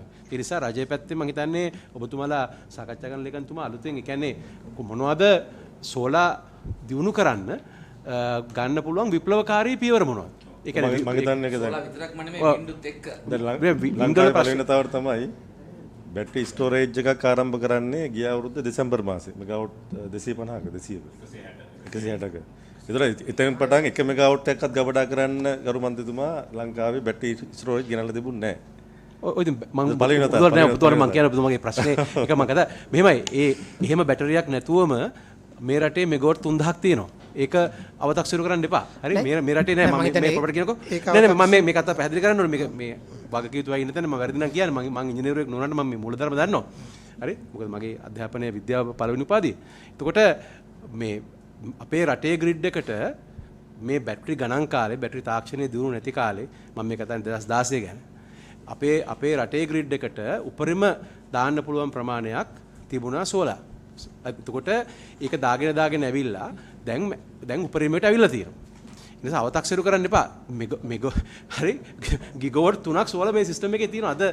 අද ඔබතුමාගේ පද්ධතිය බලන්න 125ක් එනර්ජි දවසක එනර්ජි වලින් 125ක් ඔය එක බැටරියක්වත් නැතුව. හරි එක බැටරි පද්ධතියක් නැතුව රටේ විදුලි පද්ධතියෙන් අපේ සමරසිංහ මහත්තයා කියන්න පුළුවන්ද කොච්චර සෝලාර් තියෙනවද කියලා දැන්? 120ත් 25ත් අතර තියෙන බව තමයි මට හැමදාම පේන්නේ. හා 120 ඒ කියන්නේ එක බැටරියක්වත් නැතුව රටේ සම්පූර්ණ බල ශක්තිය අවශ්‍යතාවයෙන් මේ 122ක් සපයන. අව탁සිරු කරන්න බෑ. නෑ ගරු මන්තුමා ආණ්ඩුව රුපියලක්වත් මේ ආයෝජනයක් විශේෂිතව නොකර. නෑ මට තව කියන්නේ අපි ඔය ගැන වාද කරලා තේරුම් නැහැ. හරි. ඒ නිසා ඒ කතා කරන වෙලාවේ ඒවට දායක වෙච්ච මහතුරු තමයි මෙතන ඉන්නේ. නෑ ගරු මන්තුමා මම කියනවා නෑ ඔබතුමා ඒ කෑල්ලේ දෙපැත්තක් තියෙනවානේ. දැන් ඔබතුමා කියන කතාව හරි. ඒකට අපි ස්තුතිවන්ත වෙනවා. නමුත් රුපියල් 37 ගානේ අවුරුදු 20කට එග්‍රීමන්ට් ගහලානේ තියෙන්නේ. නෑ 37 අර දැන් කීයද දැන් කීයද යුනිට් එකක්. ඒ නිසා පාරිභෝගිකව මේ ඔක්කොම ගෙවන්න ඕන ගරු මන්තුමා. ඒ නිසා දැන් අපිට තියෙන රටේ අනාගතයක් ගැන හිතලා බැටරි ස්ටෝරේජ් හදුවා නම් පද්ධතියේ තියෙන මේ ඉඳවැටි වෙන්නේ නැහැ. ඒ නිසා කරුණා කරලා මේ ඔය සංවාදය අපි වාදයකට ලක් වෙන දේවල් ඔබතුමා ඉදිරිපත් කරන්න එපා. මේක දෙපැත්තක් තියෙනවා. නෑ අපි දැන් මෙහෙම කරමු විනාඩි කියන. දැන් අපි ඕක ඉස්සෙල්ලා කතා කරා. මම ඔබතුමාගෙන් මේ ප්‍රශ්න ඇහුවා අර ගල්ලංගුරු එකට වඩා වැඩි ගාණක් දීලායි ගන්න කියලා දෙපැත්තක් තියෙනවා. හරිද? දෙපැත්තම බලන්න ඕනේ. දැන් කෙසේ නමුත් මට එක දෙයක් තේරෙනවා. මේ සමාගම් අන්බන්ඩල් වීම හරහා දැන් අර ඔබතුමාලා දැන් හිතන අපිත් බලාපොරොත්තු වෙන යම් පූර්ව සූදානමක් මේ එහෙම නැත්නම් සැලසුම් ආරම්භ කිරීමක් සිද්ධ වෙනවා. එතකොට දැන් අපි ප්‍රාර්ථනා කරන්නේ දැන් මේ බැටරි සිස්ටම් එක ආරම්භ කරන්න කටයුතු කරන නම් ඒක ගැනත් අපි සතුටුයි. එතකොට මේ අරයට වැඩිපුර ගත්තා මෙයාට අඩුවෙන් දුන්නා කියන කතන්දරේ එන්නේ නැතුව තමා දැන් මංගාව මෙච්චර ප්‍රමාණයක් තියෙනවා නම් මට පාවිච්චි කරලා ඕන ප්‍රමාණයක් දෙන්න පුළුවන්. හරිද? ඒක ඒ සිස්ටම් එක ගාව මේ ගොඩක් ප්‍රශ්න වලට මම හිතන්නේ ස්වභාවික පිළිතුරු ලැබෙයි කියන එක තමයි විශ්වාස කරන්නේ. මම තුමාත් ඉවර කරන්න ඕන තුමා කියන්නේ. පොඩි කියන්නේ මම කියන්නේ දැන් ඇත්තටම කොතනවත් සූර්ය බල ශක්තියක මේ වෙලාවේ දෙන එක අව탁සිරු නොකළ යුතුයි. මම කියන්නේ ඒක ඉස්සරහට අපි යනකොට අපිට මුණ දෙන ප්‍රශ්න ටික එනවනේ. එකක් තමයි ඒක රැයට ගන්න කතාව. ඒක දැන් පැහැදිලිනේ අපිට දවල් අතිරික්ත යනවා. ඒකට බැටරි සිස්ටම් දැන් පම්ප් ස්ටෝරේජ් ඒව යනවා. ඒ වගේම අර සිස්ටම් ඉනර්ෂියා එකටත් ගැටලුවක් එනවනේ. ඇත්තටම සෝලා ඕක එනවත් එක්කම අපි දන්නවා ඉනර්ෂියා ප්‍රශ්නයක් එනවා. දැන් ඒකටත් ඔය මම හිතන්නේ බැටරි සිස්ටම් හරහාම හෝ විනයම් ක්‍රමයකින් ඒක විසඳ ගන්න මොකද්ද තියෙන ක්‍රමවේදේ? මොකද නැත්නම් අර මේක අන්ස්ටේබල් වුණාම අර වඳුර පැන්න වගේ කතා ඉල්ලා ආපහු අට්ටවුලක් එනවනේ. ඒ නිසා මේ ඔව් ඇත්තටම දැන් මම හිතන්නේ අපේ බුද්ධික මහත්තයට තව පැහැදිලි කිරීමක් කරන්න මම ප්‍රවේශයක් ගත්තොත් දැන් අර මන්ත්‍රීතුමා කිව්වා වගේ මේ සෝලාර් අපි දැන් රූෆ්ටොප් වලින් අරන් තියෙන්නේ. දැන් අපි මෙගාවට් 2800න් 2400ක් විතර තියෙන්නේ රූෆ්ටොප්. 400ක් විතර තමයි පොළොව මත සවි කරපුවා තියෙන්නේ. ඒ කියන්නේ ටිකක් ලොකු ප්ලාන්ට්ස් 1 මෙගාවට් රේන්ජ් එකේ. එතකොට ඇත්තටම දැන් අපිට පද්ධති පාලක හැටියට අපිට මේ සෝලාර් මැනේජ් කරන්න වෙලා තියෙන්නේ අන්දෙක් අත ගන්නවා වගේ. මොකද මේවා අපිට පේන්නේ නැහැ. එතකොට අපි දැන් ක්‍රමවේදයක් හදාගෙන යනවා මේ සෝලාර් අපිට සිස්ටම් කන්ට්‍රෝල් එකට මොනිටර් කරන්න පුළුවන් ක්‍රමවේදයක් හදන්න. ඒකට පොඩි කමියුනිකේෂන් ඩිවයිස් එකක් මේ ඉන්වර්ටර්ස් වල හයි කරන්න තියෙනවා. ඒකට අපි දැන් රෙගුලාසියක් හදාගෙන යනවා රූෆ්ටොප් වලයි හැමෝගෙම. ඒ කියන්නේ ග්‍රවුන්ඩ් මවුන්ටඩ් ඒවා අපි දැනටම ඒක කරනවා. ලොකු ප්ලාන්ට්ස් වල පොඩි ප්ලාන්ට්ස් දැන් 1 ලක්ෂ ගණනක් තියෙනවා. ඒ හැම එකක්ම අපිට සිස්ටම් කන්ට්‍රෝල් එකකින් මොනිටර් කරන්න පුළුවන් ක්‍රමවේදයක්. හරි බොහොම ස්තුතියි. මේ අපිට දැන් අවසාන ප්‍රශ්නම ඔබතුමා ගන්න දැන් මෙතුමා ඉල්ලන ප්‍රමාණය ඔබතුමානේ දෙන්නේ. ඔව් හරි. දැන් මූලික ඔබතුමාගෙන දැන් එතකොට දැන් ඔබතුමා ඒක පැහැදිලි කරා අපිට. එතකොට දැන් ගල්ලංගුරු වලින් අඩු වෙච්ච ප්‍රමාණය ඔබතුමා දෙන්නේ කොහොමද මෙතුමාට? එකක් අපේ කම්බයින් සයිකල්ස් තියෙනවා. ඕකේ. නයිට් පීක් එක තමයි ඇත්තට ලොකුම බලපාන. ඩේ ටයිම් මේ කොහොමත් මම කිව්වා වගේ සෝලා හින්දා අපි ඩීලෝඩ් කරනවා. ප්‍රශ්නයක් නැහැ. ඒතර සෝලා ගන්නවා කොහොමද ඩීලෝඩ් කරන්නේ? ඒක ගල්ලංගුරු වලින් ප්‍රශ්නයක් එන්නෙම නැහැ. නමුත් රැයට පීක් එනකොට ගල්ලංගුරු ප්ලාන්ට් එක දුවන්නත් උන සෝලා නැහැනේ. එතකොට තමයි සබදනවි ඉබදනවි ඒවා ඒගොල්ලන්ගෙන් දෙන්නේ. ඒගොල්ලන්ගේ ජෙනරේෂන් එක ඕන වෙන්නේ නයිට් ටයිම්. ඕගොල්ලන්ට දෙන්න හැකියාවක් නැහැ. අපි මදි කැපැසිටි. අපි කැපැසිටි මදි. කැපැසිටි මදි. සම්පූර්ණ ෆුලි ඕපන් කරනවා. එතකොට ඔබතුමාලා අර වැඩි ගිගාවොට් 5ක් වැඩි වෙනවා කිය ඒක හින්දාද? ඒ සවත්ව මේ මාසෙට පුරෝකථනය කරලා තිබු ගිගාවට් 5ක් වැඩි වෙලා තියෙනවා දැනට. ඒ ප්‍රමාණය ওই හේතුව හින්දා යම්කිසි ප්‍රමාණයක් වැඩි වෙනවා. ගල්ලංගුරු නිසා වැඩි වෙච්ච ප්‍රමාණයක් තියෙනවද ඔබතුමාලාට? ඒ සම්පූර්ණ ප්‍රමාණයම හිතන අපිට කියන්න අමාරුයි සිස්ටම් කන්ට්‍රෝල් සෙන්ටර් එක ගාව තමයි ඇත්තේ. ඒක සිස්ටම් රිස්පෙක්ට් කරන්න දෙන්න පුළුවන්. සමසිංහ කරොල්. විසු බුද්ධ සමසිංහ. කරු සභාපතිතුමා මෙහෙමයි තියෙන්නේ. දැන් අපි ගත්තොත් එහෙම කෝල් ප්ලාන්ට් එකේ මොකක් හරි අපි රියල් ටයිම් ඔපරේෂන් එක කරනකොට කෝල් ප්ලාන්ට් එක ඩීලෝඩ් දැන් අපි ඊයේ ගත්තොත් ප්ලාන්ට් තුනම මෙගාවට් 273 තිබුණා. ඒ කියන්නේ මෙගාවට් 810ම තිබුණා. ඒතකොට හැබැයි 810ම ප්ලාන්ට් එක තිබිලත් මේ කියන හයි ඩිමාන්ඩ් එකයි ඩ්‍රයි කන්ඩිෂන් එක හින්දා වෙස්ට් කෝස්ට් ප්ලාන්ට් එක මෙගාවට් 312ම වෙස්ට් කෝස්ට් එක මෙගාවට් 270ම දිව්වා. සොබදනවි එක මෙගාවට් 312ම දිව්වා. අපේ කැනිතිස කම්බයින් සයිකල් එක මෙගාවට් 160 දුවලා තිබුණා. ඒ කියන්නේ නැප්ත ප්ලාන්ට් එකත් 160ම දිව්වා. ඒ කියන්නේ අපිට ගල්ලංගුරු ප්ලාන්ට් එක තිබුණත් අපි ඊයේ ඔය මේම එක දුවදී එතකොට අපි කරේ අපේ තියෙන දකුණු ජනනි ඊළඟට ගියාම මතුගම තියෙන ප්ලාන්ට්ස් ඩිස්පැච් කරලා නැහැ. අපිට සිස්ටම් කන්ට්‍රෝල් එක විදිහට අපි දකින්නේ රියල් ටයිම් ඔපරේෂන් එකේ මොකක් හරි ඩෙෆිසිට් එකක් තිබ්බොත් අපි ඒ කියන්නේ ඒ වෙලාවේ සිස්ටම් එකට අලුත් ප්ලාන්ට් එකක් ගන්න ඕනේ නැහැ. මොකද මේ ප්ලාන්ට්ස් කොහොමත් මේ කියන ඩ්‍රයි පීරියඩ් එකේදී මොකද අපේ හයිඩ්‍රෝ කියන එක මිනිමයිස් ඔපරේෂන් එකක යන්නේ. මොකද හයිඩ්‍රෝ අද ගත්තොත් අපිට තව දවස් පායන හින්දා. ඔව් පායන හින්දා සහ අපි ඒක තියාගන්න ඕනේ. දැන් වැහි බලාපොරොත්තුනේ කොයි කාලෙද? දැන් තිබිච්ච මීට්‍රොලොජිකල් ඩිපාර්ට්මන්ට් එකේ ප්‍රොජෙක්ෂන් එක හැටියට මැයි 25න් පස්සේ තමයි මොන්සූන් එක එක්ස්පෙක්ට් කරන්නේ. ඔව් එතකන් ඇද ගන්න පුළුවන් නේ? එතකන් ඇද ගන්න නම් අපි වෙනදා ඩ්‍රෝ ඩවුන් කරාට වැඩිය අඩු ඩ්‍රෝ ඩවුන් කිරීමක් කරන්න. නේ මම මේ ප්‍රශ්නේ මම ඇහුවේ දැන් එතකොට මේකට ෆර්නස් ඔයිල් හරි ඩීසල් හරිනේ ඕන වෙන්නේ. එතකොට දැන් බලශක්ති අර්බුදයක ලෝකෙම ඉන්න වෙලාවක දැන් විදුලි බලය ලබා දීම සඳහා දෙන්න ඕන. අනිත් ඒවත් කරන්න ඕන. එතකොට දැන් මෙතුමා කිව්වා දැන් ෆර්නස් ඔයිල් වලින් මෙච්චර දැන් ෆර්නස් ඔයිල් එන්නේ මේ ක්‍රූඩ් එකේ අතිරේක ප්‍රොඩක්ට් එකක් විදිහටනේ. එතකොට දැන් අපිට එතකන් ඒක අද ගන්න පුළුවන්ද? ඔව් අපි CPC එකත් එක්ක තිබ්බ මීටින් එකේදී ෆර්නස් ඔයිල් නැවක් මම හිතන්නේ CPC එකෙන් මේව කරලා තියෙන අප්‍රේල් 13 14 මෙට්‍රික් ටන් 38000ක් හරි 36000ක් හරි නැවක් එනවා. එතකොට ඒ නැව ආවට පස්සේ අපිට සාමාන්‍යයෙන් දවස් 25කට විතර ෆර්නස් ඔයිල් ප්‍රමාණයක් තියෙනවා. එතකොට අපි සාමාන්‍යයෙන් CPC එකත් එක්ක හැම අඟහරුවාදා උදේම මීටින් එකක් තියෙනවා දවස් 45ක ප්ලෑන් එකක් දෙනවා CPC එකට. එතකොට ඒ ප්ලෑන් එකේදී අපි දැන් මැයි අන්තිම වෙනකන් අපේ රික්වයර්මන්ට් එක දීලා තියෙනවා. එතකොට ඒ රික්වයර්මන්ට් එකේ අපිට මැයියට ඕනේ around 50000 metric tons of HF4. එතකොට ඒ HF4 ගන්න ගියාම එතකොට CPC එකත් එක්ක තිබ්බ ඩිස්කෂන් එකේ ඒගොල්ලන්ට ඔප්ෂන් දෙකක් තියෙනවා. එක්ක ඒගොල්ලෝ HF4 විදිහට ඉම්පෝට් කරන්න ඕනේ. එහෙම නැත්නම් ක්‍රූඩ් ඔයිල් විදිහට ලංකාවට ගෙනල්ලා මොකද ක්‍රූඩ් ඔයිල් විදිහට ලංකාවට ගේනවා නම් ඒකෙන් අපිට ඇඩ්වාන්ටේජස් දෙකක් තියෙනවා. HF4ත් හැදෙනවා නැප්තත් හැදෙනවා.